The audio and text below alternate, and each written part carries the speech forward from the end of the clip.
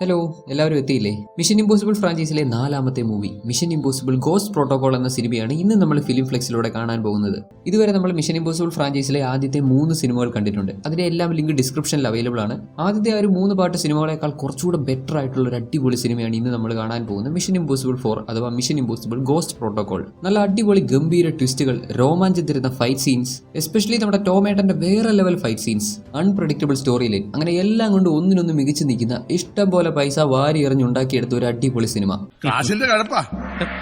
അപ്പോൾ നമുക്ക് നേരെ സിനിമയുടെ കഥയിലേക്ക് പോവാം. പിന്നെ ഇതുപോലുള്ള ഫ്രാഞ്ചൈസീസ് ഫോളോ ചെയ്യാൻ ആഗ്രഹിക്കുന്നവർ, അതായത് മിഷൻ ഇമ്പോസിബിൾ ഫ്രാഞ്ചൈസി പോലെ, സ്റ്റാർ വാർസ് ഫ്രാഞ്ചൈസി പോലെ, അല്ലെങ്കിൽ സീരീസുകൾ ഫോളോ ചെയ്യാൻ ആഗ്രഹിക്കുന്നവർ നമ്മുടെ ചാനലിലുള്ള പ്ലേലിസ്റ്റ് സെക്ഷൻ ഒന്ന് ചെക്ക് ചെയ്തു. പെർഫെക്റ്റ് ആയിട്ട് തരം തിരിച്ച് പ്ലേലിസ്റ്റുകൾ ക്രിയേറ്റ് ചെയ്ത് നമുക്ക് എല്ലാവർക്കും ഏത് സമയവും സിനിമ കാണാൻ പറ്റുന്ന രീതിയിൽ സിനിമകൾ അടുക്കി അങ്ങനെ സ്റ്റോർ ചെയ്ത് വെച്ചിട്ടുണ്ട്. നമുക്ക് ഓരോരുത്തർക്കും ഇഷ്ടമുള്ള കാറ്റഗറി അനുസരിച്ച് നമുക്ക് ഇഷ്ടമുള്ള പ്ലേലിസ്റ്റുകൾ സേവ് ചെയ്ത് വെക്കാം, സമയമനുസരിച്ച് കാണുകയും ചെയ്യാം. ഓക്കെ, അപ്പോൾ mission impossible ghost protocol.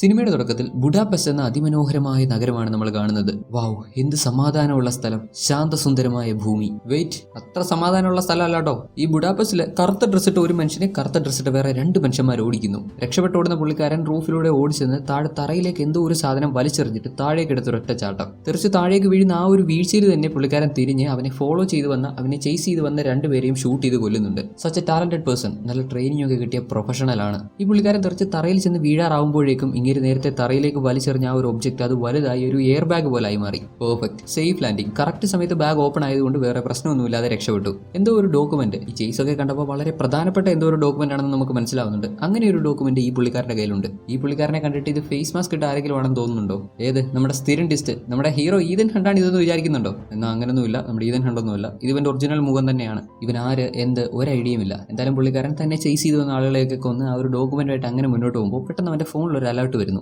Phone എടുത്ത് നോക്കുന്ന അതേ സമയം തന്നെ അവന് വെടികൊള്ളുന്നു. നോക്കുമ്പോൾ ഇവനിപ്പോൾ നടന്നു പോയിക്കൊണ്ടിരിക്കുന്ന ആ സ്ട്രീറ്റിന്റെ ഓപ്പോസിറ്റ് സൈഡിൽ നിന്ന് നടന്നു വന്നുകൊണ്ടിരിക്കുന്ന ഒരു പെണ്ണ് സൈലൻസർ കണക്ട് ചെയ്ത ഗണ്ണ് യൂസ് ചെയ്ത് ഇവനെ ഷൂട്ട് ചെയ്ത് കൊല്ലുന്നു. ആരാണ് അവൾ? എന്തിനു വേണ്ടിയാണ് അവൾ ഇവനെ കൊന്നത്? ഉറപ്പായും ഇവന്റെ കയ്യിലുണ്ടായിരുന്ന ആ ഒരു ഡോക്യുമെന്റ്സിന് വേണ്ടി. അവൾ ഇവനെ കൊന്നിട്ട് ഇവന്റെ കയ്യിലുണ്ടായിരുന്ന ആ ഒരു ബാഗ് സഹിതം ഡോക്യുമെന്റ്സും എടുത്തുകൊണ്ട് അവിടുന്ന് പോകുന്നു. ഇന്നേരം മരിച്ചു കിടക്കുന്ന ഈ പുള്ളിക്കാരന്റെ ഫോണിൽ വന്ന ആ ഒരു അലേർട്ട് നമുക്ക് കാണിച്ചു തരുന്നു. അതൊരു അസാസിൻ ഗേളിനെ പറ്റിയായിരുന്നു. ഇവനെ ഷൂട്ട് ചെയ്ത് കൊന്ന അവൾ ഒരു അസാസിനാണ്. അവളുടെ പേര് സബീൻ മൊറോ. ഈ പുള്ളിക്കാരനുള്ള ലൊക്കേഷനിൽ തന്നെ ഒരു അസാസിനെ ഡിറ്റക്ട് ചെയ്തിട്ടുണ്ടെന്നാണ് ഫോണിൽ അലേർട്ട് വന്നത്. പക്ഷേ അലേർട്ട് കുറച്ച് ലേറ്റ് ആയി പോയി. ഇവനെ അലേർട്ട് നോക്കുന്ന സമയത്തിനുള്ളിൽ തന്നെ അവൾ ഇവനെ ഷൂട്ട് ചെയ്ത് കൊന്നിരുന്നു. അവിടെ കട്ടിയതാൽ അടുത്ത സീനിൽ മോസ്കോയിലുള്ള ഒരു ജയിൽ കാണിക്കുന്നു. ഇതിപ്പോൾ ഈ ജയിലിലുള്ള ആരാണ് ഇത്ര ഇമ്പോർട്ടന്റ് എന്ന് കരുതി നമ്മളിങ്ങനെ നോക്കിയിരിക്കുമ്പോൾ ദേ നമ്മുടെ ഹീറോ ഈതൻ ഹണ്ട് ജയിലിൽ കിടക്കുന്നു. ഓ, ഈ പുള്ളിക്കാരൻ എങ്ങനെ ഇതിനകത്ത് വന്നു? അല്ല, ഇയാൾ എങ്ങനെ പിടിക്കപ്പെട്ടു? അല്ല, എന്ത് കേസിന്റെ പേരിലാണ് ഇയാൾ പിടിക്കപ്പെട്ടത്? വലിയൊരു ജയിലാണ്, ഒരുപാട് തടവുപുള്ളികൾ, ഒരുപാട് സെക്യൂരിറ്റി ഗാർഡ്സ് ഒക്കെ ഉള്ള ഒരു വലിയ സെറ്റപ്പിലുള്ള ജയിൽ. ഈ ജയിലിന് പുറത്ത് ദേ നമ്മുടെ IMF ഏജന്റ് ബെഞ്ചി വന്നിരുന്നിട്ട് ഈ ജയിലിനുള്ളിലുള്ള സിസ്റ്റം ഹാക്ക് ചെയ്യാൻ ശ്രമിക്കുന്നു. അവൻ സിസ്റ്റം ഹാക്ക് ചെയ്ത് നമ്മുടെ ഹീറോയുടെ സെല്ല് തുറക്കുമെന്ന് കരുതിയാൽ അങ്ങനെ അവൻ ചെയ്യുന്നില്ല. പകരം അവിടെയുള്ള വേറൊരു പ്രിസണറിന്റെ സെല്ല് തുറന്നു കൊടുക്കുന്നു. ഇതിപ്പോ എന്തുട്ടാ സംഭവിച്ചതെന്ന് ആ പ്രിസണർക്ക് ഒരു ഐഡിയ ഇല്ല. എങ്ങനെയാണ് ഇത് തുറന്നത്? ആരാണ് ഇത് തുറന്നത്? എന്തായാലും രക്ഷപ്പെടാൻ കിട്ടിയ ഒരു ചാൻസ് അല്ലേ, രക്ഷപ്പെട്ടേക്കാന്ന് കരുതി പുള്ളിക്കാരൻ അങ്ങോട്ട് ഇറങ്ങി ചെല്ലുമ്പോൾ ഇതെല്ലാം ക്യാമറയിലൂടെ കാണുന്ന അവിടുത്തെ ഒരു ഓഫീസർ അങ്ങേറെ മുന്നിൽ വരുന്നു. ഉടനെ അതിനടുത്തുണ്ടായിരുന്ന കുറേ സെല്ലുകൾ തുറക്കുന്നു. അതിലുണ്ടായിരുന്ന പ്രിസണേഴ്സ് എല്ലാം പുറത്തിറങ്ങി വരുന്നു. അങ്ങനെ അവിടെ വന്ന പോലീസുകാരനെ അവന്മാരെല്ലാം കൂടെ കയ്യേറ്റം ചെയ്യുന്നു. അപ്പൊ നമ്മുടെ ബെഞ്ചിയുടെ മെയിൻ ഉദ്ദേശം ഈ പ്രിസണിനുള്ളിൽ വലിയൊരു പ്രശ്നം ഉണ്ടാക്കുക എന്നുള്ളതാണ്. അതുകൊണ്ട് ഇവനുള്ള പ്രിസണേഴ്സിനെ ഒക്കെ തുറന്നു വിടുന്നു. അവൻ ആക്സസ് ചെയ്യാൻ പറ്റുന്ന ഡോസ് ഒക്കെ ഓപ്പൺ ചെയ്ത് അങ്ങനെ പ്രിസണേഴ്സ് എല്ലാം പുറത്തിറങ്ങി അടിയായി വലിയ പ്രശ്നമായി അങ്ങനെ കുറെ ഇഷ്യൂസ് ആവുന്നു. ഇതേ സമയം നമ്മുടെ ബെഞ്ചിയുടെ കൂടെയുള്ള മറ്റൊരു IMF ഏജന്റ് ആയിട്ടുള്ള ഏജന്റ് ജെയിൻ കാർട്ടർ ജയിലിനടിയിലുള്ള സീവേജ് ടണലിലൂടെ ഓടിപ്പോയിക്കൊണ്ടിരിക്കുന്നു. ജയിലിലെ പ്രിസണേഴ്സ് എല്ലാം സെല്ലിൽ നിന്ന് പുറത്തിറങ്ങി ഭയങ്കര അടി വഴക്ക് വിഷയമൊക്കെ ആയിരിക്കുന്ന ആ ഒരു സാഹചര്യത്തിൽ നമ്മുടെ ബെഞ്ച് അവർക്ക് വേണ്ടി ഒരു പാട്ടിട്ട് കൊടുക്കുന്നു. ആക്ച്വലി അത് നമ്മുടെ ഹീറോയ്ക്ക് വേണ്ടിയുള്ള ഒരു സിഗ്നൽ ആയിരുന്നു. അങ്ങനെ നമ്മുടെ ഹീറോയും അവന്റെ സെല്ലിൽ നിന്ന് പുറത്തു വരുന്നു. അതായത് നമ്മുടെ ഹീറോ ഈതൻ ഹണ്ടിനെ രക്ഷപ്പെടുത്താൻ വേണ്ടിയാണ് ബെഞ്ചിയും ജെയിൻ കാർട്ടറും ഒക്കെ ഇവിടെ വന്നിരിക്കുന്നത്. തന്റെ സെല്ലിൽ നിന്ന് പുറത്തിറങ്ങിയ നമ്മുടെ ഈതൻ ഹണ്ട് ആവട്ടെ പുള്ളിക്കാരനെ രക്ഷപ്പെടാൻ പോകേണ്ട വഴിക്ക് പകരം അതിന് ഓപ്പോസിറ്റുള്ള വഴിയിലൂടെ ചെന്ന് അവിടെയുള്ള ക്യാമറയിലൂടെ നമ്മുടെ ബെഞ്ചിയോട് കമ്മ്യൂണിക്കേറ്റ് ചെയ്യാൻ ശ്രമിക്കുന്നു. അങ്ങോട്ടുള്ള ഡോർ ഓപ്പൺ ചെയ്യാൻ, അതായത് ഇതുവരെ ബെഞ്ചി ഓപ്പൺ പോലും ചെയ്തിട്ടില്ലാത്ത മറ്റു കുറെ പ്രിസണേഴ്സ് ഉള്ള ആ ഒരു സെക്ഷനും കൂടെ ഓപ്പൺ ചെയ്യാൻ ഹീറോ ആവശ്യപ്പെടുന്നു. ഈ ജയിലുള്ള മുഴുവൻ ക്യാമറാസും ബെഞ്ചി ആക്സസ് ചെയ്തിട്ടുണ്ടെന്നും ഇപ്പൊ തന്നെ അവന് കാണാൻ സാധിക്കുന്നുണ്ടെന്നും ഹീറോയ്ക്ക് അറിയാം. നമ്മുടെ ഈതൻ ക്യാമറയിലൂടെ അടുത്ത സെക്ഷനിലുള്ള സെല്ലുകൾ കൂടി അൺലോക്ക് ചെയ്യാൻ പറയുമ്പോൾ ബെഞ്ചി ആവട്ടെ എന്തിന്, താൻ അങ്ങോട്ടല്ല പോകണ്ടേ, ഇങ്ങോട്ട് പോ. ഇവിടെ ബെഞ്ചിക്ക് ഹീറോയെ കാണാൻ പറ്റുന്നുണ്ടെങ്കിലും ബെഞ്ചി പറയുന്നൊന്നും നമ്മുടെ ഹീറോയ്ക്ക് കേൾക്കാൻ പറ്റത്തില്ലല്ലോ. ഈതൻ തുടർച്ചയായിട്ട് അവിടുത്തെ സെല്ല് ഓപ്പൺ ചെയ്യും, അപ്പുറത്തെ സെക്ഷനിലോട്ട് എനിക്ക് പോകണമെന്ന് പറഞ്ഞുകൊണ്ടിരിക്കുന്നു. ഐ എം സോറി ഈതൻ, എന്നെ കൊണ്ട് ഓപ്പൺ ചെയ്യാൻ പറ്റത്തില്ല, ഞാൻ ചെയ്യത്തില്ല. അപ്പൊ നമ്മുടെ ഈതൻ കൈയൊക്കെ മടക്കി ക്യാമറയിൽ നോക്കി ഓപ്പൺ ചെയ്തില്ലേ പുറത്ത് വരുമ്പോൾ ഞാൻ മൂക്കിടിച്ച് പരത്തുമെന്ന് ബെഞ്ചിയോട്.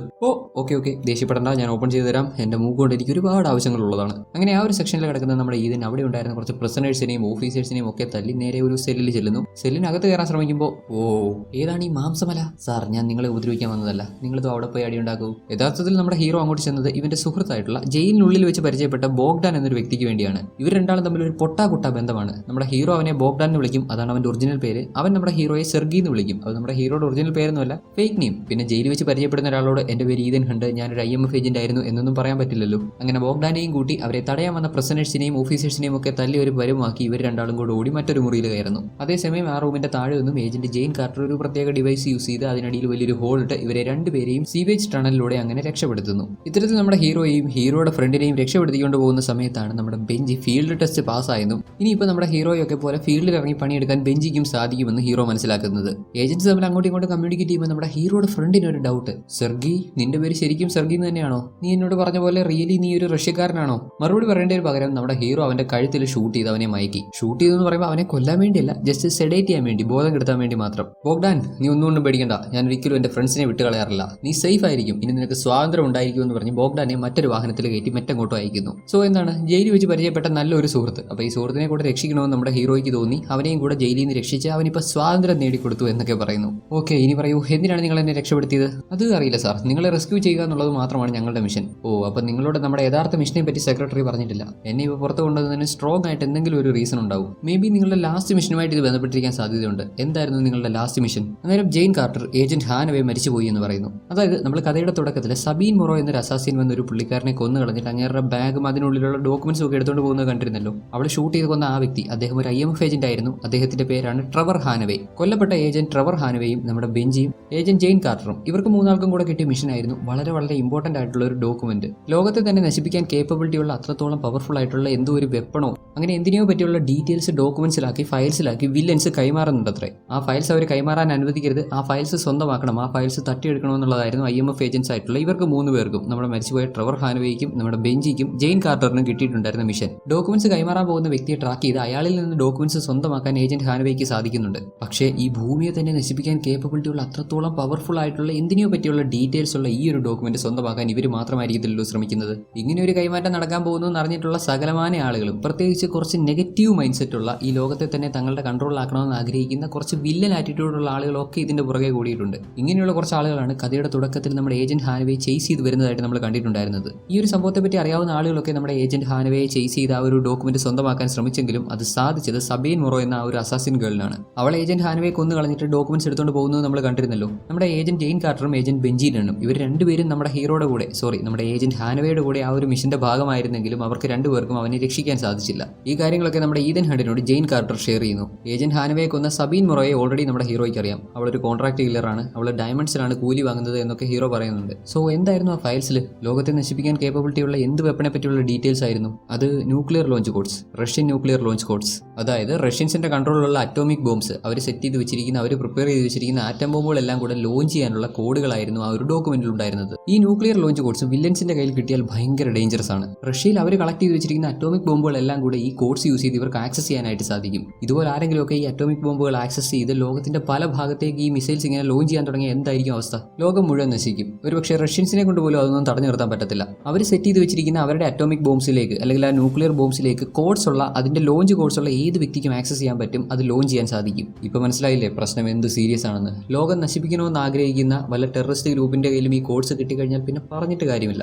നിലവിൽ ഇപ്പോൾ ഈ കോഡുള്ളത് സബീൻ മൊറോ, ആ ഒരു കോൺട്രാക്ട് കില്ലറിന്റെ അടുത്താണ്. എത്രയും വേഗം അവളെ കണ്ടുപിടിച്ച് ഈ കോഡ് തിരിച്ചെടുത്തേ പറ്റൂ. അവളാണെങ്കിൽ ഡയമണ്ട്സിന് വേണ്ടി എന്തും ചെയ്യും. സോ ഇൻ കേസ് വല്ല ടെററിസ്റ്റ് ഗ്രൂപ്പ് അവളെ സമീപിച്ച് ഡയമണ്ട്സ് കൊടുക്കാമെന്ന് സമ്മതിച്ചാൽ അവൾ ഈ കോഡ്സ് എല്ലാം അവർക്ക് കൊടുക്കാൻ തയ്യാറാകും. ഇതെല്ലാം കേൾക്കുന്ന ഈതനാവട്ടെ എനിക്ക് തോന്നുന്നത് ഈ വിഷയത്തിൽ മൊറോയെക്കാളും പ്രശ്നം കൊബാൾട്ട് എന്ന കോഡ് നെയിമിൽ അറിയപ്പെടുന്ന ഒരുത്തനാണ്. ഒരുപാട് നാളായിട്ട് IMF അവനെ തിരയുന്നുണ്ട്. കാരണം അവൻ ന്യൂക്ലിയർ വെപ്പൺ സ്വന്തമാക്കാൻ ശ്രമിക്കുന്നുണ്ട്. മോസ്റ്റ് പ്രോബ്ലി ലോഞ്ച് കോഡ്സിന് വേണ്ടി അവൻ മൊറോയെ സമീപിക്കാനാണ് സാധ്യത കൂടുതൽ. സോ നമ്മുടെ ഫസ്റ്റ് പ്രയോറിറ്റി കൊബാൾട്ടിനെ കണ്ടുപിടിക്കുക. അവനാണ് ഏറ്റവും വലിയ പ്രശ്നക്കാരൻ. ഇവിടെ നമ്മുടെ ഈതൻ ഹണ്ട് കൊബാൾട്ട് എന്ന് സൂചിപ്പിക്കുന്നത് അതൊരാളുടെ കോഡ് നെയിമാണ്. അയാളുടെ യഥാർത്ഥ പേരെന്താണെന്ന് ഇവർക്കറിയില്ല. കൊബാൾട്ടിനെ കണ്ടുപിടിക്കണമെങ്കിൽ അവനെ പറ്റിയുള്ള ഏറ്റവും പുതിയ ഇൻഫർമേഷൻ കിട്ടണം. അതിനുവേണ്ടി ഈതൻ ഹണ്ട് ഒരു പബ്ലിക് ബൂത്തിൽ ചെല്ലുന്നു. IMF ഇൻഫർമേഷൻ കൈമാറുന്നത് എങ്ങനെയാണെന്ന് അറിയാലോ. നമ്മൾ ഒട്ടും പ്രതീക്ഷിക്കാത്ത വഴികളിലൂടെ ആയിരിക്കും അവർ ഇൻഫർമേഷൻ കൈമാറുക. ഇപ്പൊ നമ്മുടെ ഈതൻ ചെന്നിരിക്കുന്ന ഈ പബ്ലിക് ബൂത്തിൽ കൊബാൾട്ടിനെ പറ്റിയുള്ള ഇൻഫർമേഷൻ ഉണ്ട്. അല്ലല്ല, കൊബാൾട്ടിനെ പറ്റിയുള്ള ഇൻഫർമേഷൻ എവിടെ കിട്ടുമെന്നുള്ള ഇൻഫർമേഷൻ ഇവിടെയുണ്ട്. കൊബാൾട്ടിന്റെ റിയൽ നെയിം അടങ്ങുന്ന അവന്റെ ഫുൾ ഐഡന്റിറ്റി റഷ്യയിലുള്ള ക്രെംലിൻ എന്ന സ്ഥലത്ത് സൂക്ഷിച്ചിട്ടുണ്ടെന്നാണ് ഇവർക്ക് കിട്ടിയിട്ടുള്ള ലാസ്റ്റ് ഇൻഫർമേഷൻ. സോ അവിടെ ചെന്ന് ക്രെംലിനിൽ ഒരു ആർമി ഓഫീസറായി വേഷം മാറി കടന്നു കയറി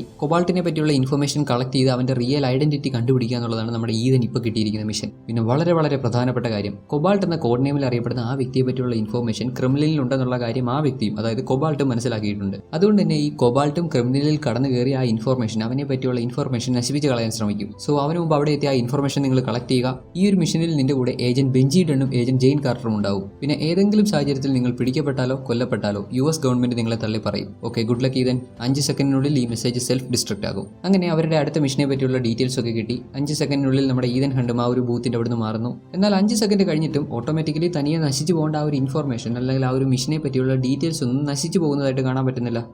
ഇതെന്ത് പറ്റിയത്? സാധാരണ പുകയൊക്കെ വരേണ്ടതാണല്ലോ. ഈതൻ വീണ്ടും ആ ബൂത്തിൽ ചെന്ന് ഫോണിൽ ഒരു ഇടി കൊടുക്കുമ്പോൾ ഓക്കെ, ഇപ്പൊ സെറ്റ്, ഇൻഫോർമേഷൻ സെൽഫ് ഡിസ്ട്രക്ട് ആയി. അങ്ങനെ ഇവർ 3 പേരും ക്രെംലിനിലേക്ക് പോകുന്നു. സോവിയറ്റ് കാലം മുതലേ ദ ഗവൺമെന്റ് എന്നറിയപ്പെടുന്ന റഷ്യയിൽ ഇപ്പോഴും ഭയങ്കര പ്രൊട്ടക്ഷനുള്ള ആർമി ഓഫീസേഴ്സ്, ജനറൽസ് എല്ലാവരും ഉള്ള ഒരു സ്ഥലമാണിത്. നമ്മുടെ ഈതൻ ഹണ്ടും ബെഞ്ചിയും രണ്ടുപേരും റഷ്യൻ ഓഫീസേഴ്സായി വേഷം മാറി അകത്ത് കടക്കാൻ ശ്രമിക്കുന്നു. ജെയിൻ കാർട്ടർ പുറത്തുനിന്നും ഇവരെ പറ്റിയുള്ള ഇൻഫർമേഷൻ എങ്ങനെയെങ്കിലും അതിനുള്ളിലുള്ള സിസ്റ്റത്തിലേക്ക് ഫീഡ് ചെയ്യാൻ ശ്രമിക്കുന്നു. അതായത് ക്രിമിനലിലേക്ക് ആക്സസ് കിട്ടണമെങ്കിൽ ഇവർ രണ്ടുപേരും, നമ്മുടെ ഹീറോയും ബെഞ്ചിയും, ഇവർ രണ്ടാളും ഇവിടെയുള്ള ഓഫീസേഴ്സ് ആണെന്ന് പ്രൂവ് ചെയ്യാൻ പറ്റണം. അങ്ങനെയെങ്കിൽ ആദ്യം എന്ത് ചെയ്യണം? ഇവരെ രണ്ടുപേരെ പറ്റിയുള്ള ഇൻഫർമേഷൻ ഓൾറെഡി അവരുടെ കമ്പ്യൂട്ടറിൽ ആ സിസ്റ്റത്തിൽ സ്റ്റോർ ചെയ്യണം. എങ്കിൽ മാത്രമല്ലേ നമ്മുടെ ഹീറോയും ബെഞ്ചിയും ക്രിയേറ്റ് ചെയ്തിട്ടുള്ള അവരുടെ ഫേക്ക് ID യൂസ് ചെയ്ത് വാലിഡേറ്റ് ചെയ്ത് ഉള്ളിലേക്ക് പോകാൻ പറ്റൂ. ഇപ്പം നമ്മുടെ ഈതനെ ഇവിടുത്തെ സെക്യൂരിറ്റി ഒക്കെ മറികടന്ന് അതിനുള്ളിൽ കടക്കുന്നതിനേക്കാളും ടെൻഷൻ ബെഞ്ചി കൂടെ ഉള്ളതാണ്. ഫീൽഡ് ഓപ്പറേഷൻസിലൊന്നും അധികം എക്സ്പീരിയൻസ് ഇല്ലാത്ത ബെഞ്ചി ചിലപ്പോൾ നിർത്തൂലെന്നേ. ഒരുപക്ഷെ അവന്റെ ടെൻഷൻ കൊണ്ടാവണം ചെറുപറ ഇങ്ങനെ കുറേ കാര്യങ്ങൾ സംസാരിച്ചുകൊണ്ടിരിക്കുന്നു.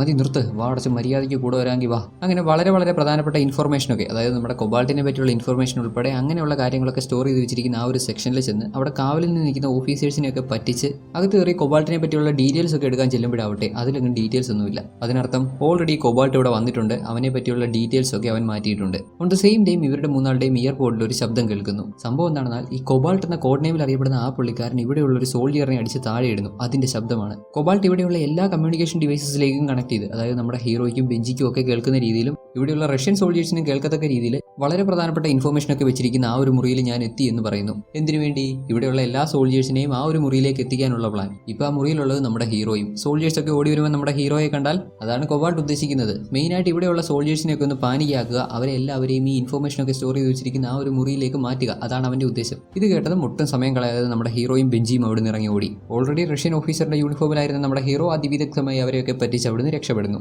അവനങ്ങോട്ട് പുറത്തിറങ്ങിയതും പെട്ടെന്ന് വലിയൊരു സ്ഫോടനം ഉണ്ടായി ആ ഒരു ഹോൾ ബിൽഡിംഗ് തന്നെ തകർന്നു പോകുന്നു. ഓൾറെഡി നമ്മുടെ ഹീറോ അവിടുന്ന് പുറത്തിറങ്ങിയിരുന്നെങ്കിലും വലിയൊരു സ്ഫോടനമാണ് ഉണ്ടായത്. അതുകൊണ്ട് അതിന്റെ ഇമ്പാക്ട് കൊണ്ട് ഹീറോ തെറിച്ച് വീണ് അവന്റെ ബോധം പോകുന്നു. കുറെ സമയങ്ങൾക്ക് ശേഷം ഒന്ന് കോൺഷ്യസ് ആയി കണ്ണൊക്കെ തുറന്നു വരുമ്പോൾ അവനിപ്പോൾ ഒരു ഹോസ്പിറ്റലിലാണ്. നോക്കുമ്പോൾ അവന്റെ 2 കൈയിലും ഹോസ്പിറ്റൽ ബെഡിലേക്ക് കണക്ട് ചെയ്ത് വിലം കിട്ടിയിട്ടുണ്ട്. എന്താണെന്നാൽ നമ്മുടെ ഹീറോ ഒരു അമേരിക്കൻ ആണെന്ന് റഷ്യൻസിന് പിടികിട്ടി. മാത്രമല്ല ഇവനൊരു റഷ്യൻ ആർമി ഓഫീസറിന്റെ കൂട്ട് വേഷം മാറിയിരുന്നു എന്നും ഇവർക്ക് കണ്ടെത്താൻ സാധിച്ചു. അമേരിക്കൻസ് എന്ന് കേൾക്കുന്നതേ റഷ്യൻസിന് കലിപ്പാണ്. പിന്നെ ഇങ്ങനെ ഒരു കേസും കൂടെ ആകുമ്പോൾ എന്തായാലും ഇവനെ സംശയിക്കാതിരിക്കത്തില്ലല്ലോ. ഇങ്ങനെയൊക്കെ ആയപ്പോൾ സ്വാഭാവികമായിട്ടും അവിടെ ആ ഒരു ബ്ലാസ്റ്റ് ഉണ്ടാവാൻ കാരണം ഇവനാണെന്ന് ഉറപ്പിച്ച മട്ടാണ്. ഇങ്ങനെയാണ് നിലവിൽ നമ്മുടെ ഹീറോയെ പറ്റിയുള്ള കേസൊക്കെ അന്വേഷിക്കാനായിട്ട് ഏൽപ്പിക്കപ്പെട്ടിരിക്കുന്ന ഉദ്യോഗസ്ഥൻ. നീയാണിത് ചെയ്തതെന്ന് എനിക്ക് മനസ്സിലായി. നീ എന്റെ രാജ്യത്തോട് ചെയ്തതിനൊക്കെ ഞാൻ നിന്നോട് എണ്ണി കണക്ക് ചോദിക്കാൻ പോവാ എന്നൊക്കെ പറഞ്ഞ് പുള്ളിക്കാരൻ സിഗരറ്റ് വായി വെക്കുമ്പോൾ, ഡോ മാനേജല്ലേ, ഹോസ്പിറ്റലിൽ വെച്ചാണോ സിഗരറ്റ് വലിക്കുന്നത്? പോയേ ഇത് ഹോസ്പിറ്റലാണ്, ഇവിടെ പേഷ്യൻസിനാണ് ഇമ്പോർട്ടൻസ്, അല്ലാതെ ഇവിടെ വരുന്നവനും പോകുന്നവനും ഒക്കെ ഷോറക്കാനുള്ള ഒരു സ്ഥലമല്ല എന്നൊരു വാണി. ഇപ്പോഴും നമ്മുടെ ഈതന്റെ ബോഡി ബ്ലീഡ് ചെയ്യുന്നുണ്ട്. സോ അതൊന്ന് ട്രീറ്റ് ചെയ്യാൻ നേഴ്സ് അവനെ മറ്റൊരു മുറിയിലേക്ക് മാറ്റുന്ന സമയം ചുറ്റുമുള്ള ആരും ശ്രദ്ധിക്കാതെ ഇത് നൈസായിട്ട് അവന്റെ അടുത്തുണ്ടായിരുന്ന ഒരു ചെറിയ ക്ലിപ്പ്, ഈ പേപ്പറൊക്കെ ഇങ്ങനെ കണക്ട് ചെയ്ത് വെക്കാനായിട്ട് യൂസ് ചെയ്യുന്ന ചെറിയ തരത്തിലുള്ള ക്ലിപ്സ് ഇല്ലേ, അങ്ങനത്തെ ഒരു ക്ലിപ്പ് എടുക്കുന്നുണ്ട്.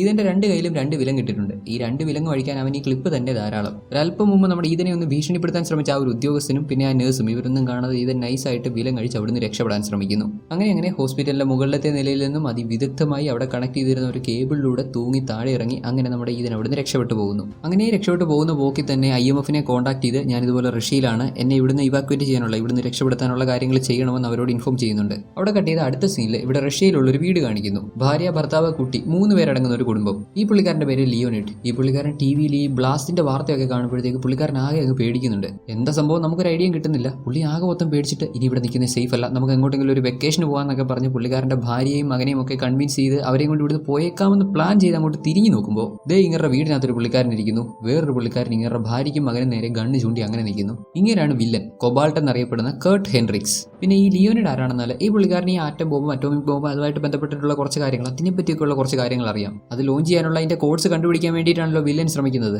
വില്ലന്റെ കൂടെ അതിനെപ്പറ്റി അറിവുള്ള ഒരാളുണ്ടെങ്കിൽ വില്ലന് നല്ലതാണ്. ലിയോണിഡിനെ കൊണ്ട് വില്ലന് ഉപകാരം ഉണ്ടായേക്കാം. അതുകൊണ്ട് ഇവനെ ഭീഷണിപ്പെടുത്തി കൂടെ കൂട്ടുന്നു. ദെൻ അതെല്ലാം ശേഷം രക്ഷപ്പെട്ടു പോയ നമ്മുടെ ഹീറോ നടന്ന് ചെല്ലുമ്പോൾ അവന്റെ മുന്നിൽ ഒരു കാർ വന്ന് നിർത്തുന്നു. നോക്കുമ്പോൾ അതിനുള്ളിലെ US സെക്രട്ടറിയാണ്. ഇമ്പോസിബിൾ മിഷൻ ഫോഴ്സിന്റെ, അതായത് IMF-ന്റെ ഏറ്റവും പ്രധാനപ്പെട്ട വ്യക്തി സെക്രട്ടറിയാണ്. US സെക്രട്ടറിയുടെ പെർമിഷൻ കൂടാതെ IMF-ന്റെ ഒരു ഡീറ്റെയിൽസും ഒരാൾക്കും കൈമാറാൻ പാടില്ല, അത് പ്രസിഡന്റിനാണെങ്കിൽ പോലും. ഇപ്പോൾ ഇവിടെ റഷ്യയിൽ വലിയ ഇഷ്യൂസ് ഒക്കെ ആയതുകൊണ്ട്, ഇവിടെ ഇങ്ങനെ ബോംബ് ബ്ലാസ്റ്റ് ഒക്കെ നടന്നതുകൊണ്ട് ഇദ്ദേഹത്തിന് ഇങ്ങോട്ട് വരേണ്ടി വന്നു. റഷ്യയിലുണ്ടായ ബോംബ് ബ്ലാസ്റ്റിന്റെ യഥാർത്ഥ ഉത്തരവാദി ആരാണെന്ന് അന്വേഷണം നടക്കുന്നേ ഉള്ളൂ. എങ്കിലും റഷ്യൻ ഗവൺമെന്റ് ആരോപിക്കുന്നത് ഇതെല്ലാം അമേരിക്കയുടെ ചതിയാണ്, അമേരിക്ക തങ്ങളുടെ രാജ്യത്ത് കടന്നു കയറി എന്തോ മിഷൻ നടത്തിയിട്ടുണ്ടെന്നൊക്കെ ആരോപിക്കുന്നുണ്ട്. ലോകത്തിലെ വളരെ വളരെ പ്രധാനപ്പെട്ട രണ്ട് രാഷ്ട്രങ്ങളാണ് റഷ്യയും അമേരിക്കയും. ഈ രണ്ട് രാഷ്ട്രങ്ങൾ തമ്മിലുള്ള ആ ഒരു സൗഹൃദം ഇല്ലാതായി കഴിഞ്ഞാൽ അത് വലിയ പ്രശ്നമാണ്. അല്ല, ഇവർ തമ്മിലുള്ള ശത്രുത കൂടിയാൽ അത് വീണ്ടും വീണ്ടും വലിയ പ്രശ്നമാണ്. ഈ സംഭവങ്ങളൊക്കെ പരിഗണിച്ച് അമേരിക്കൻ ഗവൺമെന്റ് ഒരു തീരുമാനമെടുത്തു. IMF മുഴുവൻ സ്റ്റോപ്പ് ചെയ്യുക, IMFന്റെ എല്ലാ ഓപ്പറേഷൻസും അവസാനിപ്പിച്ചേക്കാൻ പറഞ്ഞു. ഇദ്ദേഹത്തിന്റെ പേര് വില്യം ബ്രാൻഡ്. നമ്മുടെ സെക്രട്ടറിയുടെ കൂടെ ഉള്ള ആളാണ്, ചീഫ് അനലിസ്റ്റ് ആണ്. നേരത്തെ നമ്മുടെ ഈതൻ ക്രിമിനലിൽ ഉണ്ടായിരുന്ന ആ ഒരു സമയത്ത്, അല്ലെങ്കിൽ അവിടെ ഇവൻ രക്ഷപ്പെട്ട് പുറത്തേക്ക് ഓടിക്കൊണ്ടിരിക്കുന്ന സമയത്ത് സ്ട്രേഞ്ച് ആയിട്ടൊരു പേഴ്സണെ ഇവൻ ശ്രദ്ധിച്ചിരുന്നു. ഒരുപക്ഷെ അയാളായിരിക്കുമോ ബോംബ് ബ്ലാസ്റ്റിന് കാരണമെന്ന് ഇതിന് സംശയമുണ്ട്. അതുകൊണ്ട് അയാളെ പറ്റിയുള്ള ഡീറ്റെയിൽസ് ഒക്കെ പറഞ്ഞ് അയാളുടെ ഏകദേശ രൂപം നമ്മുടെ ഈതൻ അവന്റെ കൈവെള്ളയിൽ വരച്ച് അത് ബ്രാൻഡിനെ കാണിക്കും. ഇവനെ അറിയോ? ഓ, നല്ല കച്ചറ ഡ്രോയിങ്. ഇത് വെച്ച് എന്തായാലും ആളെ പറയാൻ പറ്റത്തില്ല. പക്ഷെ നീ പറയുന്നതൊക്കെ കേട്ടിട്ട് എനിക്കത് കേർട്ട് ഹെൻഡ്രിക്സ് ആണെന്ന് തോന്നുന്നു. Yes, Kurt Hendricks. അപ്പൊ അവനാണ് കൊബാൾട്ട്. നമ്മൾ ഇത്രയും നാൾ തേടി നടന്നത് ഇവനെയാണ്. ഈതൻ, ഇപ്പൊ നമുക്കൊന്നും ചെയ്യാൻ പറ്റത്തില്ല. പ്രസിഡന്റ് ഓൾറെഡി ഗോസ്റ്റ് പ്രോട്ടോകോൾ പ്രഖ്യാപിച്ചു കഴിഞ്ഞു. ഈ ഒരു മിഷന്റെ ഭാഗമായിട്ടുള്ള എല്ലാവരെയും, നിന്നെ ഉൾപ്പെടെ അറസ്റ്റ് ചെയ്യാനാണ് ഞങ്ങൾക്ക് തന്നിരിക്കുന്ന ഉത്തരവ്. ഇറ്റ്സ് ഓവർ ഈതൻ, എല്ലാം അവസാനിച്ചു. പക്ഷേ വേണമെങ്കിൽ നിനക്ക് ഞങ്ങളെ രണ്ടുപേരെ ആക്രമിച്ചിട്ട് ഇവിടുന്ന് രക്ഷപ്പെടാം. നിന്റെ സ്വന്തം റിസ്കിൽ കേർട്ട് ഹെൻഡ്രിക്സിനെ തടഞ്ഞു നിർത്തണം. ഒരു കാരണവശാലും അവന് ന്യൂക്ലിയർ ലോഞ്ച് കോഡ്സ് കിട്ടാൻ പാടില്ല. ഈതൻ, എനിക്ക് നിന്നെ വിശ്വാസമാണ്. അതുകൊണ്ട് എന്റെ സ്വന്തം റിസ്കിൽ ഞാൻ ഈ മിഷൻ നിന്നെ ഏൽപ്പിക്കുന്നു എന്നൊക്കെ പറഞ്ഞ സെക്രട്ടറി ഈതന് അവന്റെ അടുത്ത മിഷൻ ഡീറ്റെയിൽസ് അടങ്ങുന്ന ഒരു പെൻ ഡ്രൈവ് പ്രൊവൈഡ് ചെയ്യുന്നു. ഇങ്ങനെ ഈ പുള്ളിക്കാരൻ ഇതങ്ങോട്ട് പറഞ്ഞു തരുന്ന ഉടനെ തന്നെ പെട്ടെന്ന് എവിടെ നോക്കിയോ ഇവർ ആക്രമിക്കപ്പെടുന്നു. ചുറ്റിനൊന്നും ആരൊക്കെയോ ഷൂട്ട് ചെയ്ത് അമേരിക്കൻ സെക്രട്ടറിയെയും ഇവരുടെ കാർ ഓടിച്ചിരുന്ന ഡ്രൈവറിനെയും കൊന്നു കളഞ്ഞു. കൺട്രോൾ നഷ്ടപ്പെട്ട കാർ ഒരു പാലത്തിന് മുകളിൽ നിന്ന് വെള്ളത്തിലേക്ക് മറിഞ്ഞു വീണു. ഇപ്പൊ ഈതിനും ബ്രാൻഡും മാത്രമേ ജീവനോടെയുള്ളൂ, അതും വെള്ളത്തിനടിയിൽ. കാറിന്റെ ആ ഒരു സ്പേസിൽ നിന്ന് അവർ അങ്ങോട്ടോ ഇങ്ങോട്ടോ അനങ്ങി കഴിഞ്ഞാൽ വലിയ പ്രശ്നമാണ്. കാരണം തുടർച്ചയായിട്ട് റഷ്യൻസ് ഷൂട്ട് ചെയ്തുകൊണ്ടിരിക്കുന്നു. ഉടനെ നമ്മുടെ ഈതനാണെങ്കിൽ ഓൾറെഡി വെടി കൊണ്ട് മരിച്ച ഇവരുടെ കാർ ഓടിച്ചിരുന്ന ഇവരുടെ കാർ ഡ്രൈവറിന്റെ ബോഡിയിൽ ഒരു ഫ്ലെയർ വെച്ചിട്ട് അങ്ങേരുടെ ബോഡി വെള്ളത്തിനടിയിലൂടെ ഒരു ഡയറക്ഷനിലേക്ക് തള്ളിവിടുന്നു. ഇതിനൊക്കെ ആക്രമിക്കാൻ വന്ന റഷ്യൻസ് നോക്കുമ്പോൾ ഫ്ലെയറിന്റെ ലൈറ്റ് ഒരു സൈഡിൽ കാണാം. അവർ അങ്ങോട്ട് ഷൂട്ട് ചെയ്യുന്നു. അന്നേരം നമ്മുടെ ഈതനും ബ്രാൻഡും കൂടെ മറ്റൊരു സൈഡിലൂടെ വെള്ളത്തിൽ നിന്ന് രക്ഷപ്പെടുന്നു. നമ്മുടെ ഈതൻ ഹോസ്പിറ്റലായ സമയത്ത് അവനെ ഭീഷണിപ്പെടുത്തിയ ഒരു പുള്ളിക്കാരനുണ്ടായിരുന്നല്ലോ, അയാളൊരു റഷ്യൻ പോലീസുകാരനാണ്. അങ്ങേരുടെ ടീം നമ്മുടെ ഈതന്റെ പുറകെ ഉണ്ടായിരുന്നു. ആ ഹോസ്പിറ്റലിൽ ഈതൻ രക്ഷപ്പെട്ടപ്പോൾ മുതലേ അവനെ ഫോളോ ചെയ്യുന്നുണ്ടായിരുന്നു. അപ്പോൾ ചുരുക്കം പറഞ്ഞാൽ നമ്മുടെ ഈതൻ കാരണം, അല്ലെങ്കിൽ ഈതനെ ഫോളോ ചെയ്തു വന്ന ഈ ഒരു റഷ്യൻ പോലീസുകാരന്റെ ടീമിലുള്ള ആളുകൾ കാരണം അമേരിക്കൻ സെക്രട്ടറി മരിച്ചു. എങ്ങനെയൊക്കെ ഒരു വിധത്തിൽ വെള്ളത്തിൽ നിന്നൊക്കെ രക്ഷപ്പെട്ട് കയറി പോകുന്നത് നമ്മുടെ ഹീറോയും ബ്രാൻഡും നേരെ ചെല്ലുന്ന ഒരു റെയിൽവേ സ്റ്റേഷനിലേക്കാണ്. റെയിൽവേ സ്റ്റേഷൻ അല്ല, ഒരു റെയിൽവേ ട്രാക്ക്. നേരത്തെ നമ്മുടെ ഹീറോ ഹോസ്പിറ്റലിൽ നിന്ന് രക്ഷപ്പെട്ടു പോകുന്ന ആ ഒരു പോക്കിൽ ഒരു ഫോൺ സംഘടിപ്പിച്ച് IMFനെ കോൺടാക്ട് ചെയ്ത് ഇവിടുത്തെ സിറ്റുവേഷനൊക്കെ പറഞ്ഞ് തന്നെ രക്ഷപ്പെടുത്തണമെന്ന് ആവശ്യപ്പെടുന്നുണ്ടായിരുന്നല്ലോ. അതേ തുടർന്ന് അവരൊരു ട്രെയിൻ എസ്കേപ്പ് പ്ലാൻ അറേഞ്ച് ചെയ്തിരുന്നു. അതിന്റെ ഭാഗമായിട്ടാണ് ഇതിനൊക്കെ ഇപ്പോൾ ഈ ഒരു റെയിൽവേ ട്രാക്കിൽ, ഈ ഒരു റെയിൽവേ ലൈനിൽ വന്ന് ഓടി ഒരു ട്രെയിനിൽ കയറുന്നത്. ഇങ്ങനെ ഒരു ട്രെയിനിന്റെ സെറ്റപ്പ് ഒക്കെ വളരെ ചുരുങ്ങിയ സമയം കൊണ്ട് എങ്ങനെ ഇവർ പ്ലാൻ ചെയ്തു നമുക്ക് തോന്നിപ്പോകും. എല്ലാം ഭയങ്കര പെട്ടെന്നായിരുന്നു. ഇതൊക്കെ പോസിബിൾ ആണോ? ഇത്ര പെട്ടെന്നൊക്കെ എങ്ങനെ ഇങ്ങനെ അറേഞ്ച് ചെയ്യാൻ പറ്റുന്നു എന്നൊരു സംശയം തോന്നുന്നു. അതൊന്നും ഇവിടെ ബാധകമല്ല. ബിക്കോസ് ഇത് IMF ആണ്, ഇമ്പോസിബിൾ മിഷൻ ഫോഴ്സ് ആണ്. അങ്ങനെ നമ്മുടെ ഈതനും ബ്രാൻഡും ഓടി ട്രെയിനിൽ കയറുമ്പോൾ നമ്മുടെ ബെഞ്ചിയും അതേപോലെ ഏജന്റ് ജെയിൻ കാർട്ടറും ഇവർ രണ്ടാളും അതിനകത്തുണ്ട്. ഈ ട്രെയിനകത്ത് ഇവർക്ക് ആവശ്യമുള്ള എല്ലാ തരത്തിലുള്ള സെറ്റപ്പും ഉണ്ട്. നേരത്തെ US സെക്രട്ടറി നമ്മുടെ ഈതന് കൊടുത്തിട്ടുണ്ടായിരുന്ന ആ ഒരു പെൻഡ്രൈവിനകത്തുള്ള ഇൻഫർമേഷൻ ഒക്കെ നോക്കുമ്പോൾ ലോഞ്ച് കോഡ്സ് ഒക്കെ കൈക്കലാക്കിയ സബീൻ മൊറോ എന്ന ആ ഒരു അസാസിൻ, ആ ഒരു കോൺട്രാക്ട് കില്ലർ ഇപ്പോൾ ബുർജ് ഖലീഫ ഉണ്ടെന്ന് ഇവർക്ക് കണ്ടെത്താൻ സാധിക്കുന്നു. മാത്രമല്ല വില്ലൻ കേർട്ട് ഹെൻഡ്രിക്സിന്റെ വലങ്കൈ ആയിട്ടുള്ള ഒരു പുള്ളിക്കാരനുണ്ട്, മാരിയസ് വിസ്ട്രോം. അയാളും ദുബായിലേക്ക് പോകുന്നതായിട്ട് ഇൻഫർമേഷൻ കിട്ടിയിട്ടുണ്ട്. സോ ഉറപ്പായിട്ടും ആ ഒരു ലോഞ്ച് കോഡ്സ് കൈക്കലാക്കാൻ വേണ്ടി ആയിരിക്കണം. സബീൻ മൊറോയ്ക്ക് അവൾ ആവശ്യപ്പെടുന്ന ഡയമണ്ട്സ് കൊടുക്കാൻ തയ്യാറായാൽ അവൾ ആ ലോഞ്ച് കോഡ്സ് വിട്ടുകൊടുക്കും. ഇവരെയൊക്കെ തടഞ്ഞു നിർത്തിയേ പറ്റൂ. ഒരു കാരണവശാലും ലോഞ്ച് കോഡ് കേർട്ട് ഹെൻഡ്രിക്സിന്റെ കയ്യിൽ എത്തരുത്. ഇതെല്ലാം പരിഗണിച്ച് IMF എല്ലാം ഗോസ്റ്റ് പ്രോട്ടോകോളിലാണെങ്കിൽ പോലും ദുബായിലേക്ക് പോകാം, ബുർജ് ഹോട്ടലിലേക്ക് പോയി എങ്ങനെയെങ്കിലും ഈ മിഷൻ തടഞ്ഞു നിർത്താൻ ശ്രമിക്കാമെന്ന് ഹീറോയും കൂടെയുള്ളവർ തീരുമാനിക്കുന്നു. ഇപ്പോൾ ഇവർ സഞ്ചരിച്ചുകൊണ്ടിരിക്കുന്ന ആ ഒരു ട്രെയിനിൽ നിന്ന് ഇവർക്ക് കളക്ട് ചെയ്യാൻ പറ്റുന്ന മാക്സിമം ഐറ്റംസ് ഇവർ കളക്ട് ചെയ്യുന്നുണ്ട്. കാരണം IMF ആകെ മൊത്തം ഡൗൺ ആണ്. പ്രസിഡന്റ് ഗോസ്റ്റ് പ്രോട്ടോകോൾ പ്രഖ്യാപിച്ചിരിക്കുകയാണ്. അടുത്ത മിഷൻ ഇടയ്ക്ക് ഒരാളോടും സഹായം ചോദിക്കാൻ പറ്റത്തില്ല. സോ മാക്സിമം കാര്യങ്ങൾ കളക്ട് ചെയ്ത് അങ്ങനെ ഇവർ ദുബായിലേക്ക് പോകുന്നു.